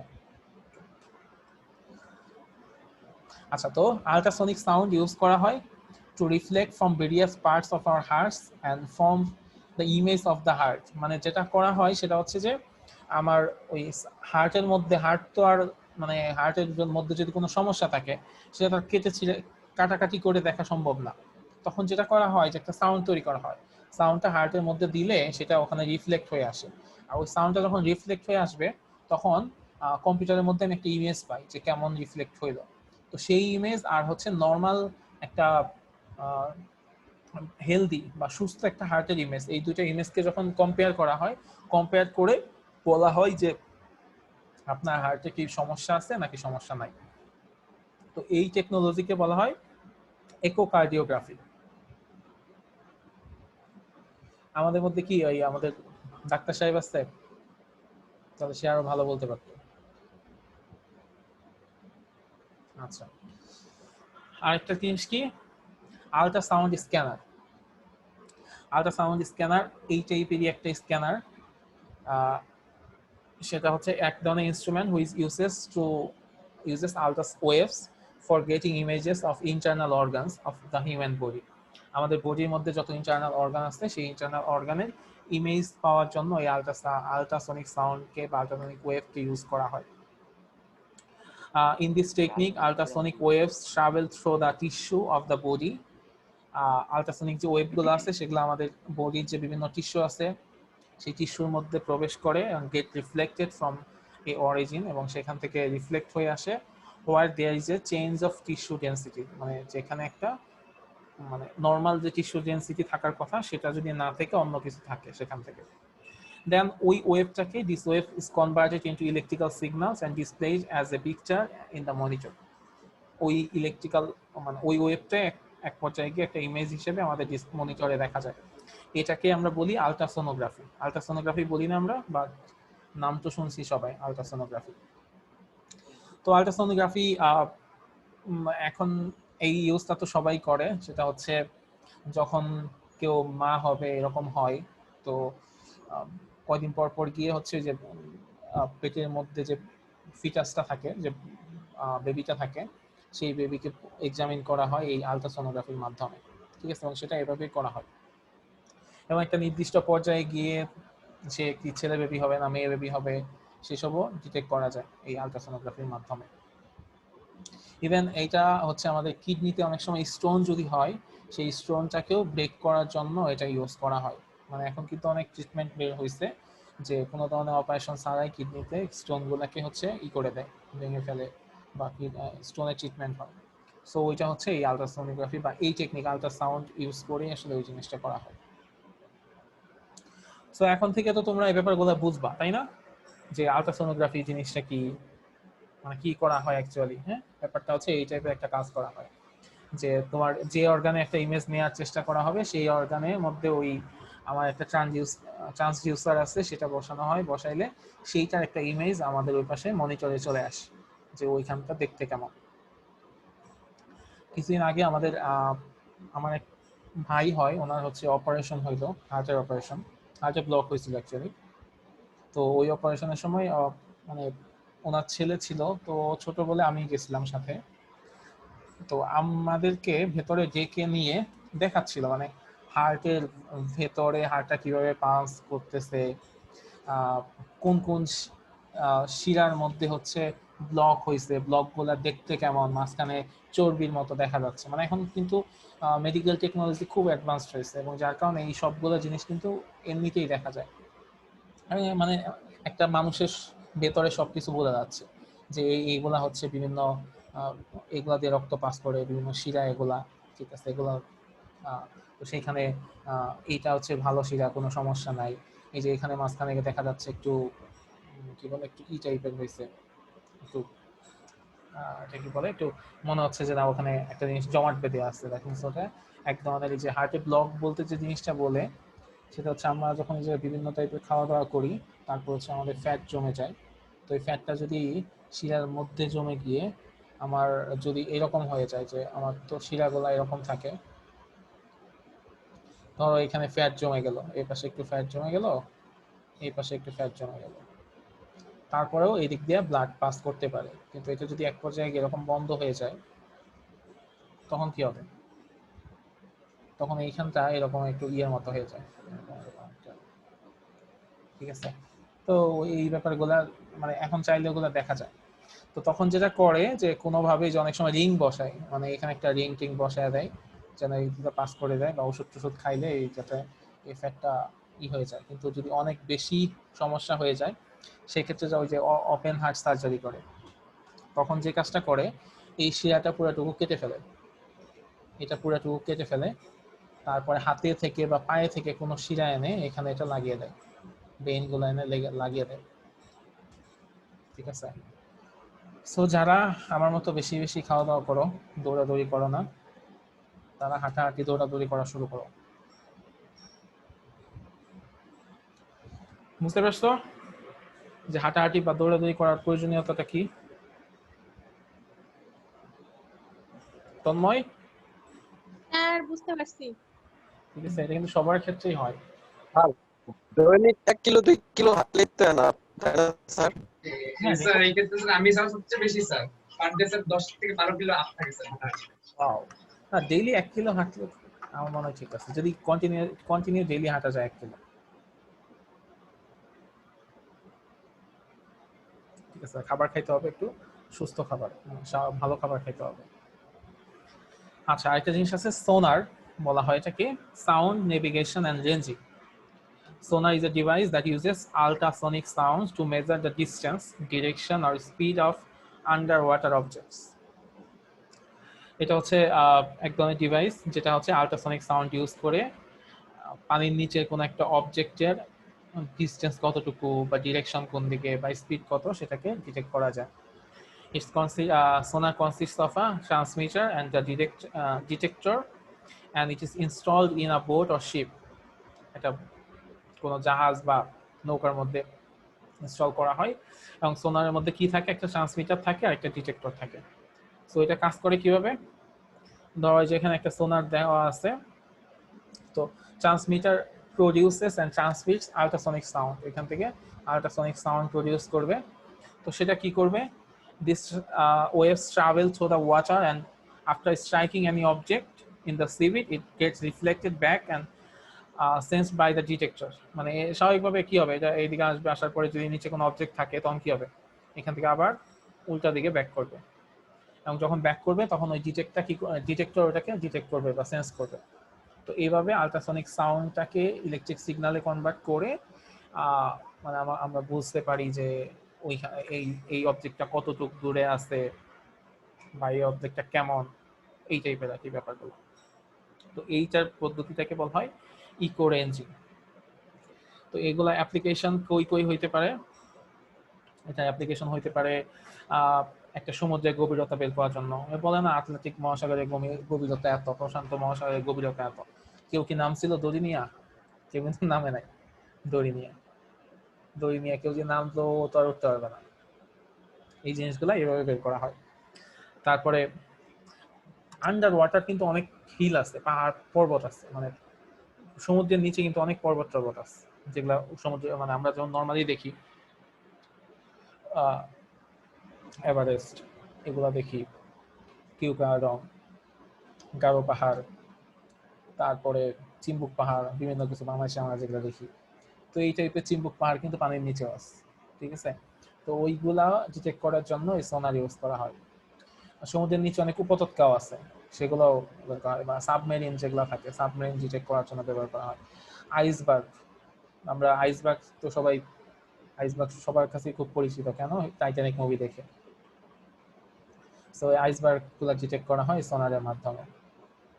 বা কোনো একটা শিপ ভেঙে টেঙে নিচে পড়ে গেছে, ওইটা হচ্ছে ডিটেক্ট করা যায় এই ইসের মাধ্যমে, এই সোনারের মাধ্যমে। তারপর হচ্ছে মাছও ধরা যায়, যে মাছ কই আছে, মানে টেকনোলজি কোন জায়গায় চলে গেছে বুঝতে পারতেছো? মাছও ধরবে হচ্ছে বিভিন্ন টেকনিকের মাধ্যমে। কই মাছ আছে সেখানে গিয়ে হচ্ছে কি জাল ফেলবে।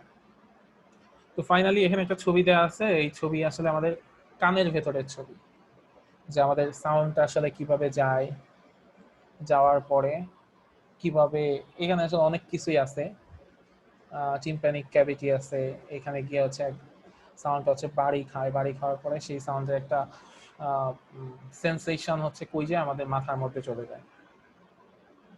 তো মাথার মধ্যে চলে যাবে, সেখান থেকে আমরা আসলে ব্যাপারগুলো বুঝতে পারি। আবার আমাদের যে বিভিন্ন ধরনের নিউরো ট্রান্সমিটার আছে, সেই নিউরো ট্রান্সমিটার থেকে আস্তে আস্তে সেই সাউন্ডগুলো বিভিন্ন জায়গায় এভাবে সেভাবে করে পাঠানো হয়। মানে আমি এটা ডিটেল পড়াবো না, যেহেতু আমাদের বায়োলজিক্যাল কিছু নাই, বাট যেহেতু সাউন্ড পড়াচ্ছি সেইখান থেকে জাস্ট একটু বললাম যে সাউন্ডটা আসলে কিভাবে আমরা শুনতে পাই। মানে এখানে এক ধরনের টেম্পেনিক এক ধরনের পর্দা থাকে, সেই পর্দার মধ্যে বাড়ি যখন খায় সেটা হচ্ছে আমাদের ব্রেইনে চলে যায়, ব্রেইন আমরা সেটাকে সেন্স করতে পারি যে সামথিং কিছু একটা হচ্ছে, এটা হচ্ছে এই রকম সাউন্ড, এটা হচ্ছে ওই রকম সাউন্ড।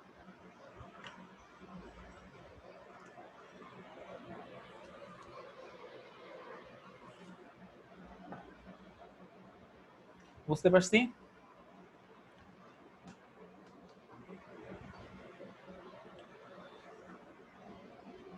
কারো কোশ্চেন আছে এখানে যা যা বললাম এগুলো নিয়ে?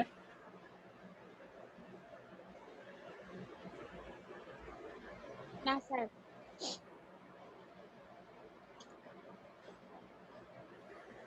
ওকে, আচ্ছা, আজকে আমরা কিন্তু অনেক পড়বো, ঠিক আছে?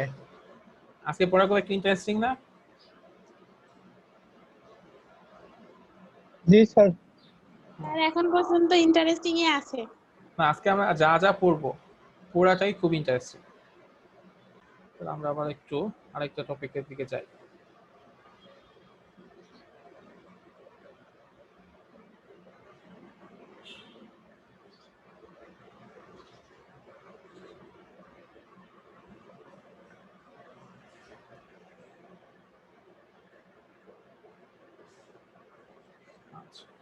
এটা হচ্ছে লাইট অ্যান্ড অপটিক্যাল ফেনোমেনা। তো এটা নিয়ে আমরা একটু পড়বো, light and optical phenomena. Light আসলে কি, এটা নিয়ে শুরু থেকেই একটা বিভিন্ন ধরনের থিওরি চলে আসছে, মানে বিভিন্ন মানুষ বিভিন্ন ধরনের অ্যাজাম্পশন করছে। কারো কাছে মনে হয়েছে যে আমাদের চোখ থেকে কোনো লাইট যায় বা কিছু যায় বলে আমরা একটা জিনিস দেখি। তো এই রকম ধারণা শুরুতে ছিল যে আমাদের চোখ থেকে আলো যায়, সে আলো যায় বলে আমরা কোনো একটা অবজেক্ট দেখি। কিন্তু পরবর্তীতে এই ধারণাগুলো চেঞ্জ হয়ে যায়, বিভিন্ন বৈজ্ঞানিক কন্ট্রিবিউশন আছে, এরকম বৈজ্ঞানিক আল-খারিজমি যে অনেকে কন্ট্রিবিউশন আছে যারা বলছেন যে আসলে চোখ থেকে আলো যায় না, বরং যেটা হয় যে পার্টিকেল থেকে আলো আসে, এরকম একটা ব্যাপার। তো পার্টিকেল থেকে আবার আলো কিভাবে আসবে, তো এই টাইপের বিভিন্ন ব্যাপার স্যাপার আসলে হয়েছে। আসলে যে জিনিসটা হয়, আমরা এখন একটা অবজেক্ট যেভাবে দেখি, কারণ হচ্ছে কি যে যেসব লাইট সোর্স আছে যেমন সান বা আর্টিফিশিয়াল লাইট সোর্স আমরা যেগুলো ইউজ করি, বিভিন্ন লাইট, তো এগুলা থেকে আলো কোন একটা অবজেক্টের উপর পড়ার পর সেইখান থেকে আলোটা রিফ্লেক্ট হয়ে সেই আলোটা আমাদের চোখে আসে। যদি আমাদের চোখে আসে তাহলে আমরা ওই বস্তুটাকে দেখতে পাই, আর যদি চোখে না আসে তাহলে আর ওই বস্তুটাকে দেখতে পাই না। এই কারণে রাতের বেলা আমরা কিছু দেখি না। রাতের বেলা যেহেতু লাইট রিফ্লেক্ট হইতে পারে না, কোনো লাইট নাই, যার কারণে রাতের বেলা আমরা কিছু দেখি না। আর দিনের বেলা দেখি কেন, কারণ কোনো একটা অবজেক্ট থেকে লাইট রিফ্লেক্ট হয়, সেই রিফ্লেক্টেড লাইটটা আমাদের চোখে আসে, তখন আমরা দেখতে পাই। তো বিজ্ঞানী নিউটন উনি একটা থিওরি দেন, সেটাকে বলা হয় কর্পাসকলার থিওরি অফ লাইট, এটাকে বলা হয় আলোর কণা তত্ত্ব। সেই কণা তত্ত্বে উনি কি বলছেন যে light consists of very tiny particles known as corpuscular. Light হচ্ছে কর্পাসকলার বা কণা নামক অনেক ছোট ছোট কিছু পার্টিকেল দ্বারা তৈরি, এরকম উনি বলছিলেন। These corpuscles on emission from the source of light travel in a straight line with high velocity. এই কর্পাসকল গুলা একটা লাইট সোর্স থেকে ইমিট হয় এবং সেটা হাই ভেলোসিটিতে স্ট্রেট লাইনে ট্রাভেল করে। এগুলা উনি অ্যাজাম্পশন করছিলেন। তারপর বলছেন when these particles enter the eyes they produce image of the object or sensation of vision. যখন এই পার্টিকেলগুলো আমাদের চোখে আসে তখন ওই অবজেক্টের একটা ইমেজ তৈরি হয় বা আমরা ওই অবজেক্টে দেখার একটা সেন্সেশন তৈরি হয় আমাদের মধ্যে। corpuscles of different colors have different sizes. এই যে কণাগুলো আছে এই কণাগুলা ডিফারেন্ট সাইজ হয় এবং এই কণাগুলো এক একটার এক এক রকম রং হয়, যেটা মানে এক একটার এক এক রকম রং এবং রঙের উপর ডিপেন্ড করে তাদের সাইজও ডিফারেন্ট হয়। সাইজের উপর ডিপেন্ড করে রং ডিফারেন্ট বা রঙের উপর ডিপেন্ড করে সাইজ ডিফারেন্ট হয় এরকম। তো নিউটন এই রকম অ্যাজাম্পশন দিয়েছিলেন, কর্পাসকুলার থিওরি দিলেন। তো এই কর্পাসকুলার থিওরি দিয়ে পরবর্তীতে লাইটের রিফ্লেকশন রিফ্রাকশন এগুলাকে ব্যাখ্যা করার চেষ্টা করা হলো। তো পরবর্তীতে দেখা গেল যে হ্যাঁ কিছু জিনিস খুব সুন্দর মতো ব্যাখ্যা করা যাচ্ছে, আবার কিছু জিনিস সুন্দর মতো ব্যাখ্যা করা যাচ্ছে না, এইরকম মনে হইল। তো যখন সুন্দর করে ব্যাখ্যা করা যাচ্ছে না তো তখন মনে হলো যে না এটা দিয়ে অনেক কিছু ব্যাখ্যা করা যায় না, যেমন পরবর্তীতে লাইটের পোলারাইজেশন ডিফ্রাকশন এই জিনিসগুলা ইন্টারফারেন্স এইগুলাকে ব্যাখ্যা করা যাচ্ছিল না। পরবর্তীতে বিজ্ঞানী হাইগেন একটা তত্ত্ব দিলেন, সেটাকে বলা হয় তরঙ্গ তত্ত্ব বা ওয়েভ থিওরি। সেই ওয়েভ থিওরি বিভিন্ন পজিটিভ নেগেটিভ ছিল, কিছু জিনিস ব্যাখ্যা করা যাইতো, বাট সেটা কণা তত্ত্বের চাইতে একটু বেটার ছিল। কিছু জিনিস ব্যাখ্যা করা যাইতো, যেমন ডিফ্রাকশন ব্যাখ্যা করা যাইতো, পোলারাইজেশন ব্যাখ্যা করা যাইতো, ইন্টারফারেন্স ব্যাখ্যা করা যাইতো, সরি পোলারাইজেশন ব্যাখ্যা করা যাইতো না ওয়েভ থিওরি দিয়ে। তো এগুলা ব্যাখ্যা করা যাইতো, আবার এই পোলারাইজেশন ব্যাখ্যা করা যাইতো না। তো তারপরে লাইটের আরেকটা ধর্ম আছে, সেটাকে বলা হয় ফটো ইলেকট্রিক ইফেক্ট, সেইগুলো আবার ব্যাখ্যা করা যাইতো না। তো এরপরে আবার বিজ্ঞানী ম্যাক্সওয়েল নামে একজন বিজ্ঞানী উনি আরেকটা থিওরি দেন, সেটাকে বলা হয় তাড়িত চুম্বক তত্ত্ব বা ইলেকট্রোম্যাগনেটিক থিওরি। তো সেই থিওরি আবার পোলারাইজেশন ব্যাখ্যা করতে পারতো, বাট আবার ব্যাখ্যা করতে পারতো না, ফটো ইলেকট্রিক ইফেক্ট ব্যাখ্যা করতে পারতো না, বাট আর বাকি যেগুলো আছে ওগুলো আবার ব্যাখ্যা করতে পারতো। তো ফাইনালি বিজ্ঞানী ম্যাক্স প্ল্যাঙ্ক উনি হচ্ছে একটা থিওরি দেন 1900 সালে, সেটাকে আমরা বলি কোয়ান্টাম থিওরি বা কোয়ান্টাম তত্ত্ব। এই থিওরির মাধ্যমে মোটামুটি ম্যাক্সিমাম জিনিসই ব্যাখ্যা করা যায়, যদিও এই থিওরি দু একটা ডিসঅ্যাডভান্টেজ আছে বা দু একটা জিনিস ব্যাখ্যা করতে পারে না, বাট ম্যাক্সিমাম জিনিস ব্যাখ্যা করতে পারে বলে এটা মোটামুটি স্বীকৃত থিওরি এখন। এটা হচ্ছে কোয়ান্টাম থিওরি, ম্যাক্স প্ল্যাঙ্ক এই থিওরিটা দিয়েছেন। আচ্ছা, তো এই থিওরিতে যে জিনিসটা বলা হয় যে energy releases or অ্যাবজর্বস is always in the form of packets of energy or bundles of energy. These packets of energy are known as quanta or photons.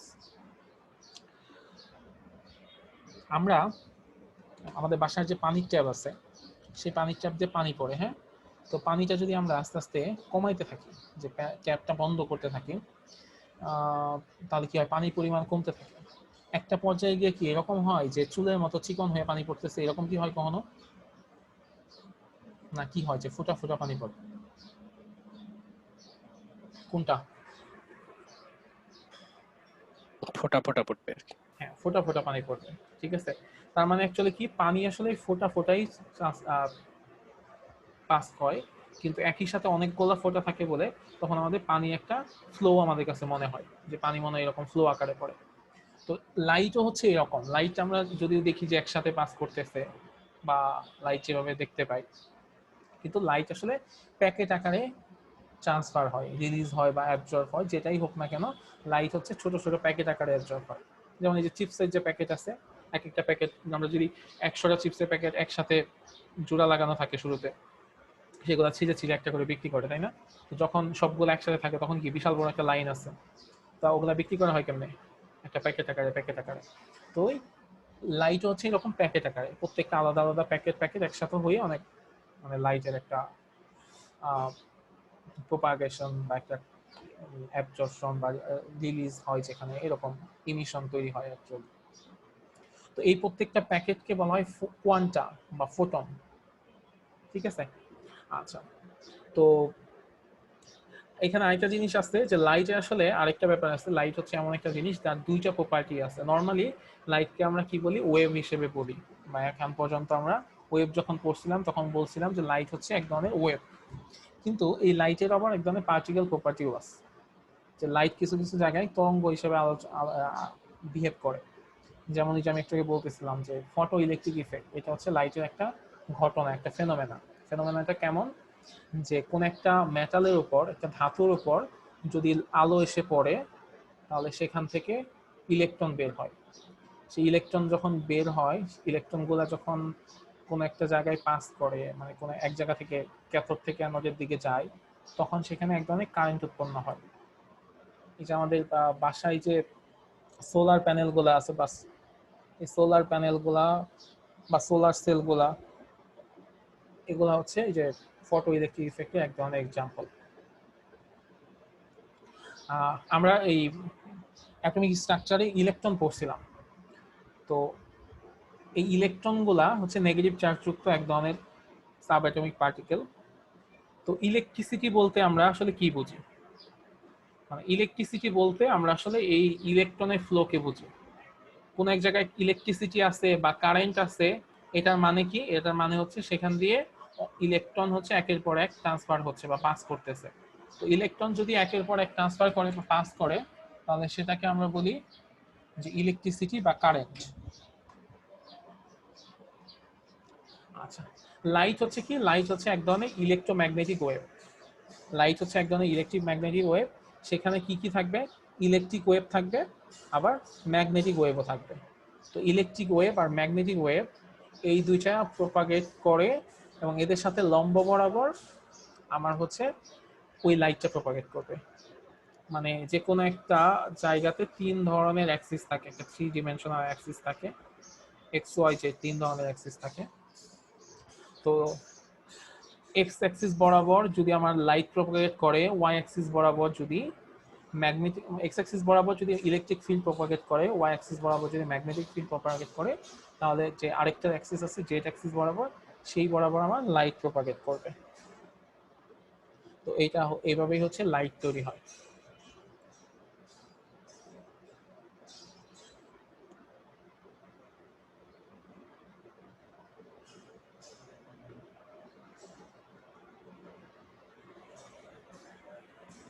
Electromagnetic spectrum, মানে আমরা ইলেকট্রোম্যাগনেটিক ওয়েভ বলছিলাম, তো সেখানে অনেক কিছু বলছিলাম, রেডিও ওয়েভস বলছিলাম, radio waves, microwave, infrared, তারপর হচ্ছে visible light, ultraviolet, X ray, gamma ray, এরকম অনেকগুলা রে বলছিলাম। তো এগুলা এক একটা পার্থক্য হয় কিভাবে, ওয়েভ লেন্থের পার্থক্যের উপর। এই ইলেকট্রোম্যাগনেটিক স্পেকট্রামে সবচেয়ে বেশি ওয়েভ লেন্থ যার বেশি, সেটা হচ্ছে কি, সেটা হচ্ছে রেডিও ওয়েভ বা বেতার তরঙ্গ। বেতার তরঙ্গ কোথায় ইউজ করা হয়, যে আমি দূরবর্তী কোনো স্থানে শব্দ প্রেরণ করব বা ছবি প্রেরণ করব, যেমন এই যে স্যাটেলাইট টিভি, স্যাটেলাইট চ্যানেলগুলা রেডিও ওয়েভ ইউজ করে। বেতার ব্যবস্থা যেগুলো আছে এগুলো হচ্ছে রেডিও ওয়েভ ইউজ করা হয়। ফোন, আমরা ফোনে কথাবার্তা বলি, এই এই নেটওয়ার্ক হচ্ছে রেডিও ওয়েভের ফ্রিকোয়েন্সি বা রেডিও ওয়েভ লেন্থে চলে। তারপরে রেডিও ওয়েভ থেকে একটু কম ওয়েভ লেন্থে কি আছে, সেটা হচ্ছে মাইক্রোওয়েভ। রেডিও ওয়েভের ফ্রিকোয়েন্সি অলমোস্ট কত, 10⁴ হার্টজ থেকে 10⁶ হার্টজ, এই টাইপের হচ্ছে রেডিও ওয়েভের তরঙ্গ। ঠিক আছে, অলমোস্ট 10⁴ হার্টজ পর্যন্ত। আচ্ছা, আমি মানে আমি যদি আমরা ওয়েভ লেন্থের কথা বলি, তাহলে ওয়েভ লেন্থ হবে 10⁻³ পর্যন্ত হচ্ছে ওয়েভ লেন্থ। আর যদি আমি ফ্রিকোয়েন্সি বলি, ফ্রিকোয়েন্সি হবে 10⁻² থেকে 10⁻⁴ হার্টজ পর্যন্ত। এগুলো হচ্ছে বা 10⁻⁶ হার্টজ পর্যন্ত হচ্ছে রেডিও ওয়েভ।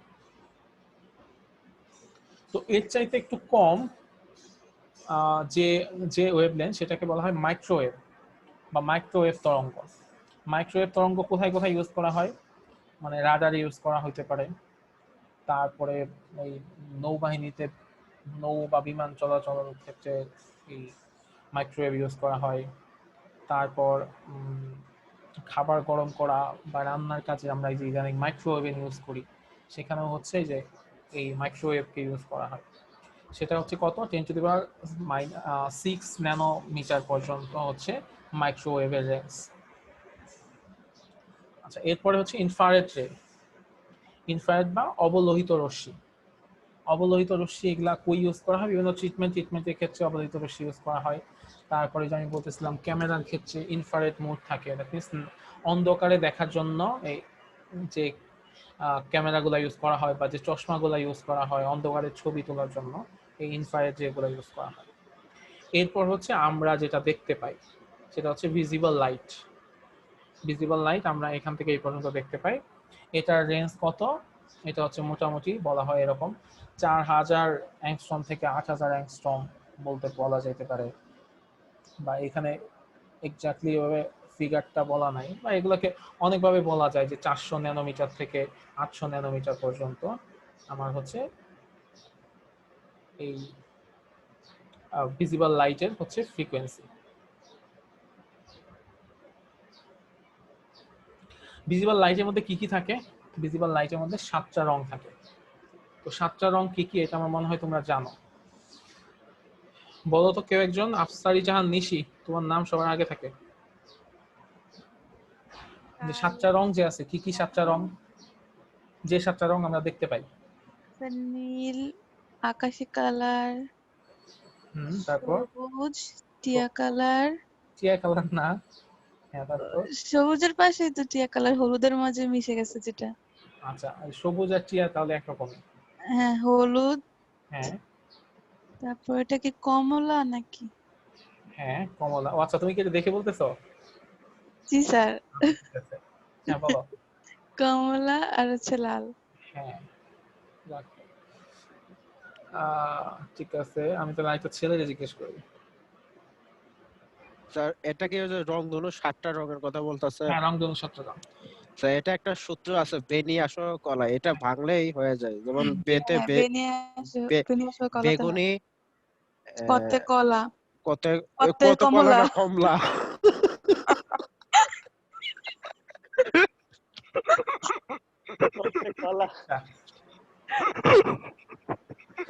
এখানে হচ্ছে 7টা রং বেনিয়া সহকলা বলা যায়, বা এটাকে ইংরেজিতে বলি, ইংরেজিতে কি হবে?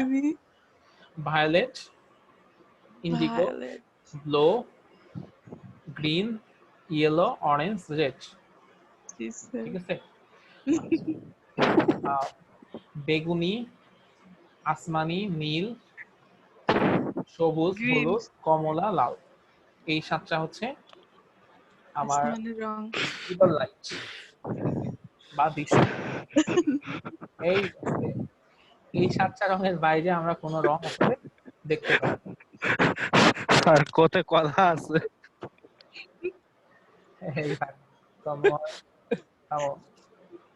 আচ্ছা, এই 7টা রঙের বাইরে কোন রং আমরা আসলে দেখতে পাই না। ঠিক আছে। এই রঙের বাইরেও আমরা দেখতে পাই না, এই রঙের ভেতরেও দেখতে পাই না। সো যে আমরা টিয়া বা পার্পল, কলা পাতা, তারপর হচ্ছে আরো যে বিভিন্ন বলা হয়, এগুলো আসলে এগুলোর মধ্যেই। ঠিক আছে, এগুলোর মধ্যেই কোন একটা কিছু যার কারণে দেখতে পাই, এগুলোর বাইরে গেলে আর দেখতে পাওয়ার কথা না। তো একটা জিনিস খেয়াল করে দেখলাম যে মানুষের চোখের একটা লিমিটেশন আছে, তাই না? মানুষ সব রং দেখতে পায় না। মানুষের কানেরও একটা লিমিটেশন ছিল। মানুষ হচ্ছে 20 থেকে 20,000 হার্টজ এর বাইরে শুনতে পায় না। তারপরে মানুষের ঘ্রাণ শক্তিরও কিন্তু একটা লিমিটেশন আছে। শুধু মানুষের একটা লিমিটেশন নাই, সেটা হচ্ছে কথা বলার। এটা মানুষ সারাদিন বলতে পারে। ঠিক আছে। আচ্ছা, এরপর হচ্ছে আলট্রাভায়োলেট রশ্মি, সেটা হচ্ছে অতি বেগুনি রশ্মি। অতি বেগুনি রশ্মি একটা কাজ হয়, সেটা দিয়ে শরীরে ভিটামিন ডি তৈরি হয়, এটা একটা ভালো জিনিস। এছাড়া কিছু মানে আরো কিছু কাজ আছে, মানে ল্যাবরেটরিতে এক্সপেরিমেন্টের বিভিন্ন কাজে অতি বেগুনি রশ্মি ব্যবহার করা হয়। তবে অতি বেগুনি রশ্মি খুব বেশি করা উচিত না, মানে অতি বেগুনি রশ্মি অ্যাবজর্ব করা উচিত না, এতে মানে সমস্যা হয় আর কি। এই আচ্ছা, এছাড়া অতি বেগুনি রশ্মি বিভিন্ন আছে, যেমন হচ্ছে কি বলে গোল্ড বা ডায়মন্ড, হচ্ছে ডায়মন্ড শনাক্তকরণে অতি বেগুনি রশ্মি ইউজ করা হয়। আচ্ছা, তো এরপরে হচ্ছে এক্স রে। এক্স রে কথা তো আমরা জানি, এটা চিকিৎসা ক্ষেত্রে খুব বেশি ইউজ হয়, বিভিন্ন গবেষণা ক্ষেত্রে এটা ইউজ হয়, শিল্প কারখানা ইউজ হয়, তারপর হচ্ছে নিরাপত্তার কাজে, চোরাচালান রোধে, এইসব কাজে এক্স রে ইউজ করা হয়। এবং এক্স রে ওয়েভলেন্থ হচ্ছে অনেক কম, এটা অলমোস্ট কত 10⁻³ ন্যানোমিটার এর মতো এক্স রে ওয়েভলেন্থ। আর সবচাইতে কম যেটা সেটা হচ্ছে গামা রে।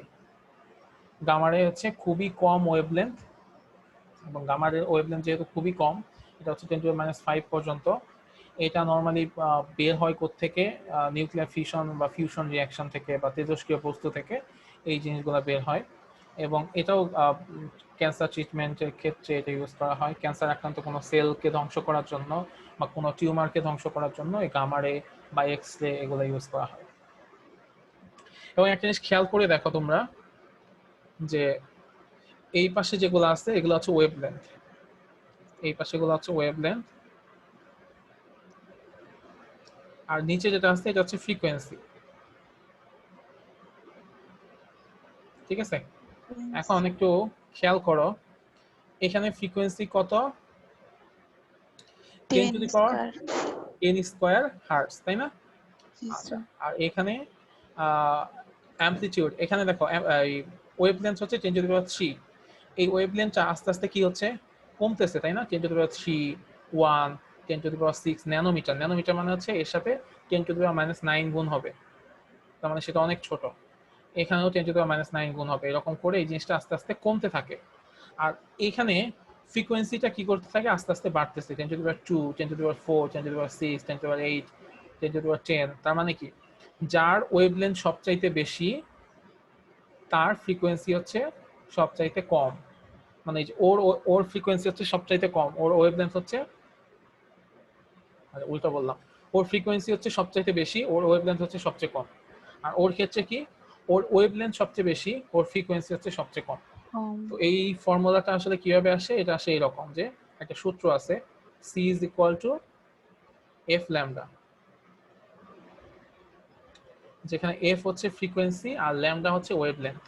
ওয়েভলেন্থ হচ্ছে, তার মানে ওয়েভলেন্থ আর ফ্রিকোয়েন্সি সম্পর্ক কেমন, আমি যদি F বের করতে চাইলে কি হবে, C/λ, যেখানে C হচ্ছে আলোর বেগ, আলোর বেগ তো সবসময় সমান, যেহেতু আলোর বেগ সবসময় সমান, তার মানে কি হবে, ফ্রিকোয়েন্সি বাড়লে ওয়েভলেন্থ কমবে, বা ফ্রিকোয়েন্সি কমলে ওয়েভলেন্থ বাড়বে, একটা একটার সাথে ব্যস্তানুপাতিক সম্পর্ক। আচ্ছা, লাল কালারকে আমরা কি বলি, কটকটা কালার, তাই না? দূর থেকে খুব চোখে পড়ে, তাই না?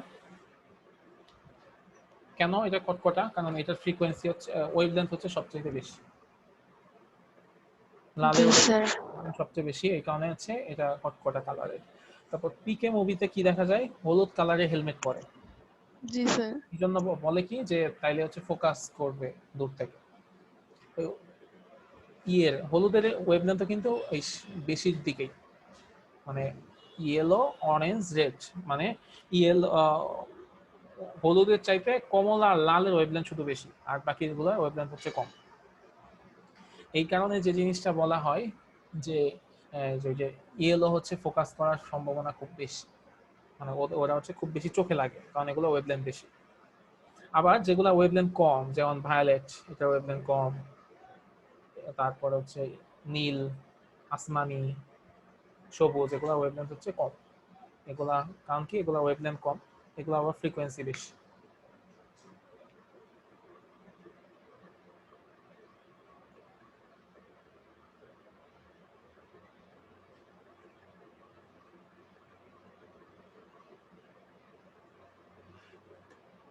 ওকে, তারপর হচ্ছে একটা জিনিস, সেটাকে বলা হয় রিফ্লেকশন। রিফ্লেকশন কি, লাইট অনেক সময় কি হয়, ধরো এই দিক থেকে কোন একটা লাইট আসলো, সেটাকে আমরা বলি ইনসিডেন্ট রে। এই ইনসিডেন্ট রেটা কোন একটা মিররের উপর পড়লো, পড়ার পরে সেটা আবার কি হয়, রিফ্লেক্ট হয়ে চলে যায়। যদি কোনো আলো কোন একটা ইসের উপর পড়ে, বিবেক তলের উপর পড়ে, বা কোন একটা মিররের উপর পড়ে, বা এরকম কিছু একটা উপর পড়লো, পড়ার পরে সেটা যদি রিফ্লেক্ট হয়ে একদিকে চলে যায়, তাহলে এই ঘটনাকে বলি আমরা আলোর প্রতিফলন। ঠিক আছে, বা এটাকে বলা হয় রিফ্লেকশন। ঠিক আছে, যে আলো একটা জায়গায় পড়লো, পড়ার পরে সেখান থেকে রিফ্লেক্ট হয়ে আরেকদিকে চলে গেল, তো এগুলাকে বলি আমরা আলোর প্রতিফলন। এবং এখানে যে জিনিসটা হয়, এই বরাবর যখন আলো পড়ে আর এই বরাবর যখন আলো বের হয়ে যায়, তো এই মাঝ বরাবর আমরা যদি একটা অ্যাক্সিস টানি, সেটাকে আমরা বলবো লম্ব।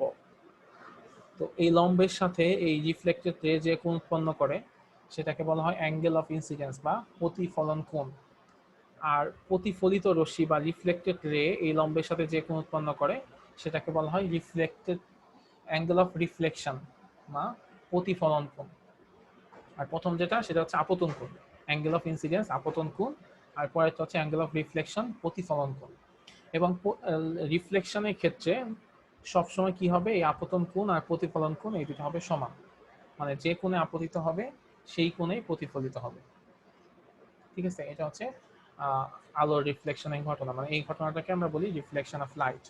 আলো যে কোণে একটা মিররের উপর বা একটা বিবেক তলের উপর আপতিত হয় সেই কোণে ওখান থেকে আবার রিফ্লেক্ট হয়ে অন্যদিকে বের হয়ে যায়।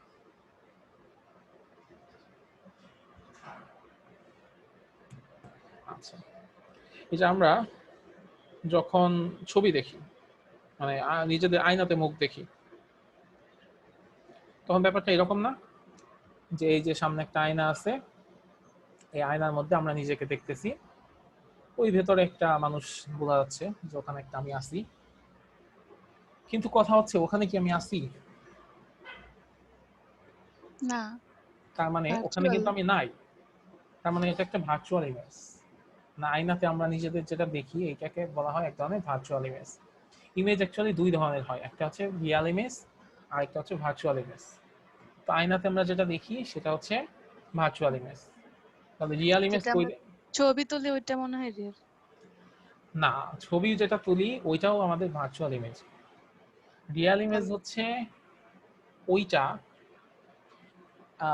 আমরা ক্লাসরুমে যে প্রজেক্টর লাগাই না, প্রজেক্টরে যে ইমেজটা থাকে ওইটা হচ্ছে রিয়াল ইমেজ। কারণ দেখবা যে প্রজেক্টরের সামনে যদি তুমি যাও তো দেখবা সত্যি সত্যি তোমার শরীরের উপর লাইট পড়তেছে বা শরীরের উপর তোমার লেখা আসতেছে, যে লেখাটা বোর্ডে ছিল সেটা তখন তোমার শরীরে আসতেছে বা তোমার হাতে আসতেছে। তার মানে কি ওইখানে সত্যি সত্যি ওই জিনিসটা আছে, তো ওইটা অ্যাকচুয়ালি রিয়াল ইমেজ।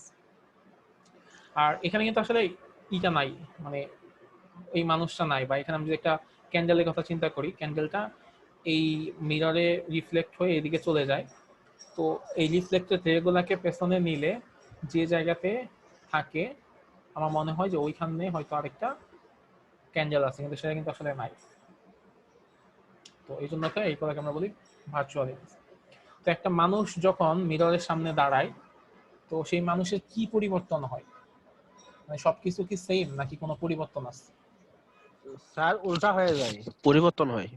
স্যার ডান সাইড বাম সাইড হয়ে যায়, বাম সাইড ডান সাইড হয়ে যায়। হ্যাঁ, ডান সাইড বাম সাইড হয়ে যায় আর বাম সাইড ডান সাইড হয়ে যায়। মানে আমার আয়নাতে আমি নিজে যখন আয়নাতে আমি ডান হাত দিয়ে আমি করব মাথা চুল আঁচড়াবো তখন মনে হয় বাম হাত দিয়ে আঁচড়াই। বাম হাত দিয়ে আঁচড়াচ্ছি। ঠিক আছে, দেখা যাচ্ছে আমাদের 500টা পরিবর্তন হয়ে যায়।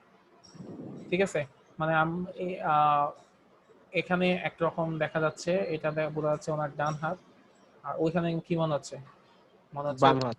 বাম হাত, এরকম মনে আছে। এখন তার মানে ধরো এই যে এইরকম যদি কোনো একটা ইমেজ থাকে, ধরো এইরকম কোন একটা জিনিস যদি থাকে যে এরকম এরকম যদি থাকে, সেটা ওই পাশে গিয়ে এটা অপোজিট হয়ে যায়, মানে ওটার অপোজিট ফেসটা আমি দেখতে পাই।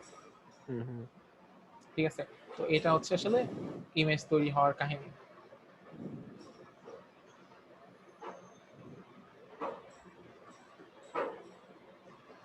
আচ্ছা, প্লেন মিররে কি হয়? Note that the only axis reversed in an image is the front back axis. That means ওই যে মানে আমাদের যে 500টা পরিবর্তন হচ্ছে বা আমি ফ্রন্ট ব্যাক অ্যাক্সিসটা আমাদের রিভার্স হয়ে যাচ্ছে শুধুমাত্র প্লেন মিররের ক্ষেত্রে। আমরা এটা অলরেডি আলোচনা করে ফেলছি। এটা হচ্ছে তুমি, এটা কে? এটা আমরা ধরে নেই এটা হচ্ছে হাদিউল ইসলাম। মাঝখানে আমরা যে একটা তন্ময়, এটা কি হবে আসলে, মানে কিভাবে আসলে ইমেজটা তৈরি হয়? তো ফার্স্ট একটু খেয়াল করো, ধরো এটা একটা মানুষ, তার মাথা থেকে একটা লাইট যাবে, লাইট গিয়ে সেটা রিফ্লেক্ট হয়ে আসে, এখান থেকে আরেকটা ইমেজ যায় সেটাও রিফ্লেক্ট হয়ে আসে। তো ওই পাশে গিয়ে যে ইমেজটা তৈরি হয় সেটা মানে এই পাশেরটা হচ্ছে রিয়েল আমি, আর ওই পাশেরটা হচ্ছে আমার ইমেজটা। মানে এইভাবে জিনিসটা আসলে পরিবর্তিত হয়ে যায়।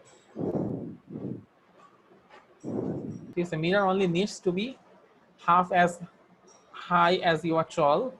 Your image will be twice as far from as the mirror. তুমি যতটুকু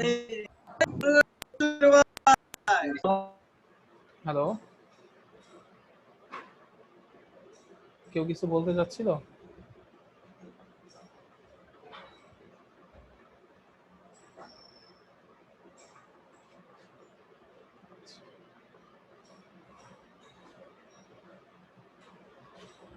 ওকে, তো এভাবে আসলে আমাদের মিরর ইমেজগুলো তৈরি হয়। ধরো যে এরকম লেফট রাইট রিভার্সাল গুলো কেমন হয়, তুমি রাইট হ্যান্ড নিয়ে দাঁড়িয়ে থাকলা, উল্টা পাশে দেখা যাবে তোমার লেফট হ্যান্ডের ইমেজ দেখা যাচ্ছে। তো এই ইগুলা রিফ্লেকশন গুলা দুই ধরনের হতে পারে। একটা হচ্ছে আমার রেগুলার রিফ্লেকশন হতে পারে, যদি আমি একটা নর্মাল তল থাকে, আমার যে বিবেক তল যেখানে লাইটটা রিফ্লেক্ট করবে সেটা যদি নর্মাল আকারে থাকে, তাহলে এই ধরনের রিফ্লেকশনকে আমরা বলবো রেগুলার রিফ্লেকশন। নর্মালি রিফ্লেক্ট হয়ে চলে যাচ্ছে, কোনো সমস্যা নাই। ঠিক আছে, মানে এই জিনিসটা প্লেন আছে, সুন্দর মতো রিফ্লেকশন হচ্ছে, রিফ্লেকশন হয়ে চলে যাচ্ছে। কিন্তু যদি আমার ওই বিবেক তলটা এরকম থাকে, মানে বিবেক তলে যদি উঁচু নিচু থাকে বা কোনো সমস্যা থাকে বা হচ্ছে শার্প না থাকে, সেক্ষেত্রে কি হবে, আমার রিফ্লেকশনটা নিয়মিত হবে না, ডিফিউজ এক ধরনের রিফ্লেকশন তৈরি হবে। ঠিক আছে, এখানে রিফ্লেকশনটা এরকম একটা কন্ট্রোল বা সুন্দর একটা রিফ্লেকশন হচ্ছে, এক্ষেত্রে কিন্তু সেরকম কন্ট্রোল রিফ্লেকশন হবে না, মানে এক একটা এক এক দিকে ব্যাক করে চলে যাবে। এবং এই রিফ্লেকশনের নিয়মটা কি, যে ওই নিয়মটা যে আমার অ্যাঙ্গেল অফ ইনসিডেন্স আপতন কোণ আর প্রতিফলন কোণ হচ্ছে সমান হবে। সো রিফ্লেকশন দুই ধরনের, একটা হচ্ছে রেগুলার, একটা হচ্ছে ডিফিউজ রিফ্লেকশন। আচ্ছা, তোমাদের কি আমি কন্টিনিউ করব নাকি আবার বিরক্ত হয়ে যাচ্ছ?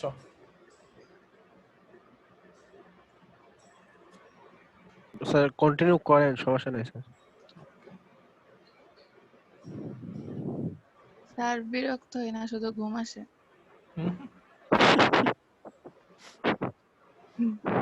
আচ্ছা, আমি একটু দেখি আমাদের আর কয়টা আছে। 24।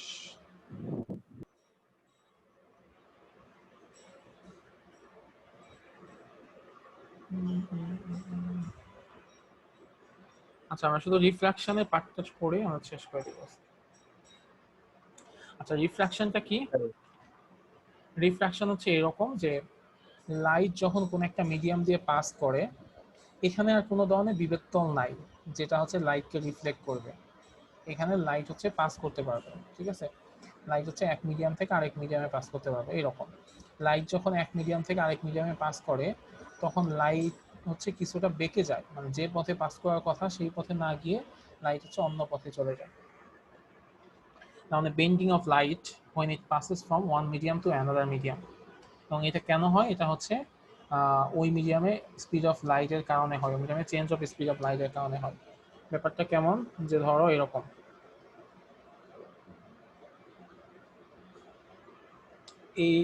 এই একটা মিডিয়ামে লাইট পড়লো এখানে, তো এই মিডিয়ামটা হচ্ছে এয়ার মিডিয়াম ধরে নিলাম, এটা হচ্ছে এয়ার আর এটা হচ্ছে ওয়াটার। ঠিক আছে, তো লাইট যখন এখানে পড়বে, তো স্বাভাবিকভাবে কি হওয়ার কথা, লাইট হচ্ছে এই বরাবর চলে যাওয়ার কথা না, এই বরাবর তো চলে যাওয়ার কথা। কিন্তু যেটা হয়, লাইট হচ্ছে এই বরাবর যায় না, ওই লাইটটা কি হয়, এইদিকে রিফ্লেক্ট, এইদিকে হচ্ছে বেঁকে যায়, মানে লাইটটা হচ্ছে একটু বাঁকা পথে যায়। মানে এই অ্যাঙ্গেলটা, এখানে যে অ্যাঙ্গেল তৈরি হয় তার চেয়ে কম অ্যাঙ্গেল তৈরি হয়, এখানে কম অ্যাঙ্গেল তৈরি হয়ে লাইটটা রিফ্রাক্টেড হয়ে যায়, মানে প্রতিসরিত হয়ে যায়। তো এই জিনিসটা কেন হয়, এই জিনিসটা হওয়ার একটা লজিক্যাল কারণ আছে। আমি যদি তোমাদের একটু একটা গল্প আকারে বলি, ধরো তোমরা কেউ একজন কোন একটা বাসে উঠলাম, বাসটা তো অনেক ভিড়, তো কোনো সিট নাই, তো তোমার দাঁড়িয়ে থাকতে হবে। তো তখন তুমি কি কি করার চেষ্টা করবা? এক জায়গায় ধরার চেষ্টা করবো। হ্যাঁ, মানে এক জায়গায় দাঁড়ায় থাকার চেষ্টা করবা, তাই না? হ্যাঁ, দাঁড়ায় এবং চেষ্টা করবা যে কোন একটা হাতল টাতল যদি থাকে সেই হাতল বরাবর দাঁড়ায় থাকতে। ঠিক আছে, মানে সবাই কি চেষ্টা করবে, সবাই চাবে কি সেই হাতল বরাবর দাঁড়ায় থাকতে। তারপর যখন কি হবে, মানুষ সব মানে চলে যাবে, মানে বাসটা ফাঁকা হয়ে যাবে, তখন তুমি কি ওই হাতল ধরে দাঁড়ায় থাকবা? শীতে বসবো। তখন একটু রিল্যাক্সে পাটা ছড়ায় দিয়ে দাঁড়াবো, তাই না? তো দেখো যে এটা হচ্ছে এয়ার মিডিয়াম। এয়ার মিডিয়াম কি, মানে বাতাস একটা মাধ্যম যে মাধ্যমে ঘনত্ব হচ্ছে খুব কম, আর এটা হচ্ছে একটা পানি, পানির মাধ্যমে ঘনত্ব বাতাসের চাইতে একটু বেশি। তো এয়ার যখন মানে লাইটটা যখন এয়ার মিডিয়াম দিয়ে আসতেছিল তখন ঘনত্ব কম ছিল। ঘনত্ব কম থাকলে কি হবে, প্রেসার কম হবে না? কোন একটা মিডিয়াম যত বেশি ঘনত্ব থাকবে, ঘনত্ব মানে নর্মালি বোঝায় যে একক ক্ষেত্রফলে কি পরিমাণ পদার্থ আছে, সেটা হচ্ছে ঘনত্ব। মানে নর্মাল বাংলা ভাষায় ঘন বলতে যা বুঝি, যে কোনো একটা জিনিস ঘন জাল হয় পাতলা জাল, এরকম আর কি। ঠিক আছে, মানে ঘন জালে ঘনত্ব বেশি আর পাতলা জালে ঘনত্ব কম। ঠিক আছে,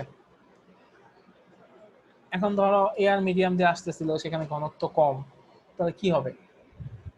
সে একটু হাত পা ছড়ায় আসবে, তাই না? একটু ছড়ায় ছড়ায় আসবে।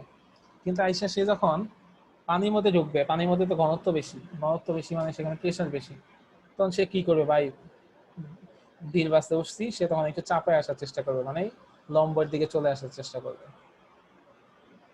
ঠিক আছে, সো এই যে লাইট আমার সোজা যে বরাবর যাওয়ার কথা ছিল সেই বরাবর না গিয়ে লাইট যেহেতু এই অবিলম্বের দিকে সরে আসছে, এই ঘটনাটাকে আমরা বলি কি রিফ্রাকশন। আবার উল্টাও হতে পারে। উল্টা কেমন হতে পারে? ধরো একই ঘটনা, উপরে হচ্ছে পানি, উপরে পানি আর নিচে হচ্ছে বাতাস, এয়ার, তখন কি হবে? ধরো লাইট এই বরাবর আসছে, এই বরাবর আসছে, লাইট যাওয়ার কথা কোন বরাবর? এই বরাবর। কিন্তু এই বরাবর আসে মানে লাইটে খুব চাপচুপ খায় এই বরাবর আসছে, আসার পরে এইখানে এসে দেখলো যে আল্লাহ খুব খালি জায়গা, মানে বাস পুরো ফাঁকা, তখন সে কি করবে? তখন সে কি অবিলম্বের দিকে আসবে না? সে তখন একটু হাত পা ছড়ে অ্যাঙ্গেলটা আরো বড় করে তো চলে যাবে। তার মানে সেক্ষেত্রে এখানে অ্যাঙ্গেল হবে ছোট, এই অ্যাঙ্গেল ছোট হবে, এটা হবে স্মল, আর এটা হবে বিগ অ্যাঙ্গেল, লার্জ অ্যাঙ্গেল। আর এই ক্ষেত্রে কি হবে? এটা হবে লার্জ আর এটা হবে স্মল।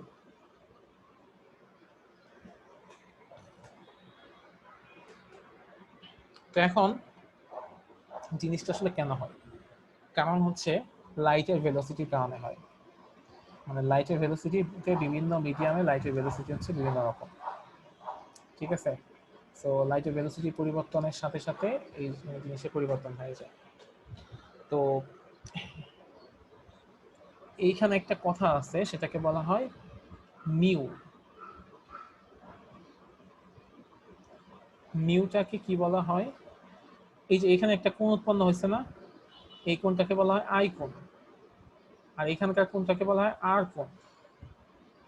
এটা হলো আপতন কোণ, এটা হলো প্রতিসরণ কোণ। তো আপতন কোণের সাইন মানে সাইন আই, আর কি লিখলাম, আচ্ছা কাটি, sine I divided by sine R. মানে আপতন কোণের সাইন আর প্রতিসরণ কোণের সাইন, এই দুইটার অনুপাত হচ্ছে একটা ধ্রুবক সংখ্যা। সেই ধ্রুবক সংখ্যাটাকে বলা হয় রিফ্রাক্টিভ ইন্ডেক্স বা প্রতিসরাঙ্ক। প্রতিসরাঙ্ক মানে কি? কোন একটা মাধ্যমের ঘনত্ব, আলোকীয় ঘনত্ব। আচ্ছা, কোন একটা মাধ্যমে আলোকীয় ঘনত্ব বলতে আমরা কি বুঝি? যে কোন একটা মাধ্যমে লাইট কত ভেলোসিটিতে যাবে, লাইট কত ভেলোসিটিতে পাস করবে, সেটা আসলে ডিপেন্ড করে এই আলোকীয় ঘনত্বের মাধ্যমে। এই আলোকীয় ঘনত্ব, এই মিউটাকে আরেকভাবে বের করা যাইতে পারে, মানে আলোকীয় ঘনত্বের আরেকটা সংজ্ঞা আমরা বলতে পারি চাইলে, যে মিউ মানে হচ্ছে শূন্য মাধ্যমে আলোর বেগ ডিভাইডেড বাই অন্য কোনো মাধ্যমে আলোর বেগ কত, এই জিনিসটা দিয়ে ওই মিউটাকে অনেক সময় বের করা হয়। দ্যাট মিনস যে শূন্য মাধ্যমে আলোর বেগের সাপেক্ষে ওই মাধ্যমে আলোর বেগ কত হবে সেটা আসলে বের করা হয় ওইরকম। যেমন তাইলে কি হবে, শূন্য মাধ্যমের ক্ষেত্রে কি হবে, শূন্য মাধ্যমের ক্ষেত্রে হবে উপরেও শূন্য মাধ্যমে আলোর বেগ, নিচেও শূন্য মাধ্যমে আলোর বেগ, তার মানে সেটার মান হবে 1। আবার যদি এমন হয় যে শূন্য যেমন ডায়মন্ডের ক্ষেত্রে প্রতিসরাঙ্ক হচ্ছে এরকম 2.52 মতো বা 2.42 মতো, তো তার মানে কি ডায়মন্ডের ক্ষেত্রে আলোর বেগ যেটা সেটা হচ্ছে অনেক কম, তো অনেক কম হওয়ার কারণে সেটার মান হয়ে যায় 2.42। মানে ডায়মন্ডের মানে আমরা এই জিনিসটা বুঝতে পারবো যে কোন একটা মাধ্যমের প্রতিসরাঙ্কর মান যত বেশি হবে তার মানে আমরা বুঝতে পারবো যে ওই মাধ্যমে আলোর বেগ তত কম। আর কোনো মাধ্যমে প্রতিসরাঙ্ক যদি 0 থেকে যত ছোট হবে বা 1 থেকে যত ছোট হবে তার মানে বুঝতে পারবো যে ওই মাধ্যমে আলোর বেগ তত বেশি। আচ্ছা, এই আমি পরে যেগুলা বললাম যে ডায়মন্ডের কত প্রতিসরাঙ্ক কত, এগুলো এত বেশি ইম্পর্টেন্ট না তোমাদের জন্য। তোমাদের জন্য ইম্পর্টেন্ট হচ্ছে ডিফ্র্যাকশন বা প্রতিসরণ, এই জিনিসটা তোমরা বুঝছো কিনা। আজকে আর পড়াবো না, ঠিক আছে, এইটুকুই পড়াবো। এরপরে কি আছে, আচ্ছা এগুলো আমরা অ্যাপ্লিকেশন নেক্সট দিন পড়াবো, সমস্যা নাই। কিন্তু আমাকে বলো যে প্রতিসরণ আর প্রতিফলন এই দুইটা জিনিস তোমরা বুঝছো কিনা।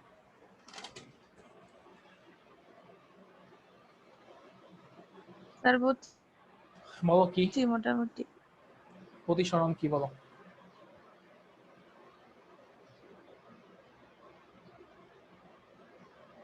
আহমেদ নাসিফ, তুমি একটু বলো তো প্রতিসরণ জিনিসটা কি বা রিফ্র্যাকশন।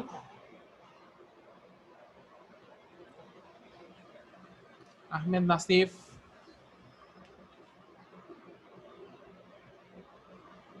আচ্ছা কেউ একজন বলো, মুন্না বা হাদিউল বা রাকিবুল ইসলাম।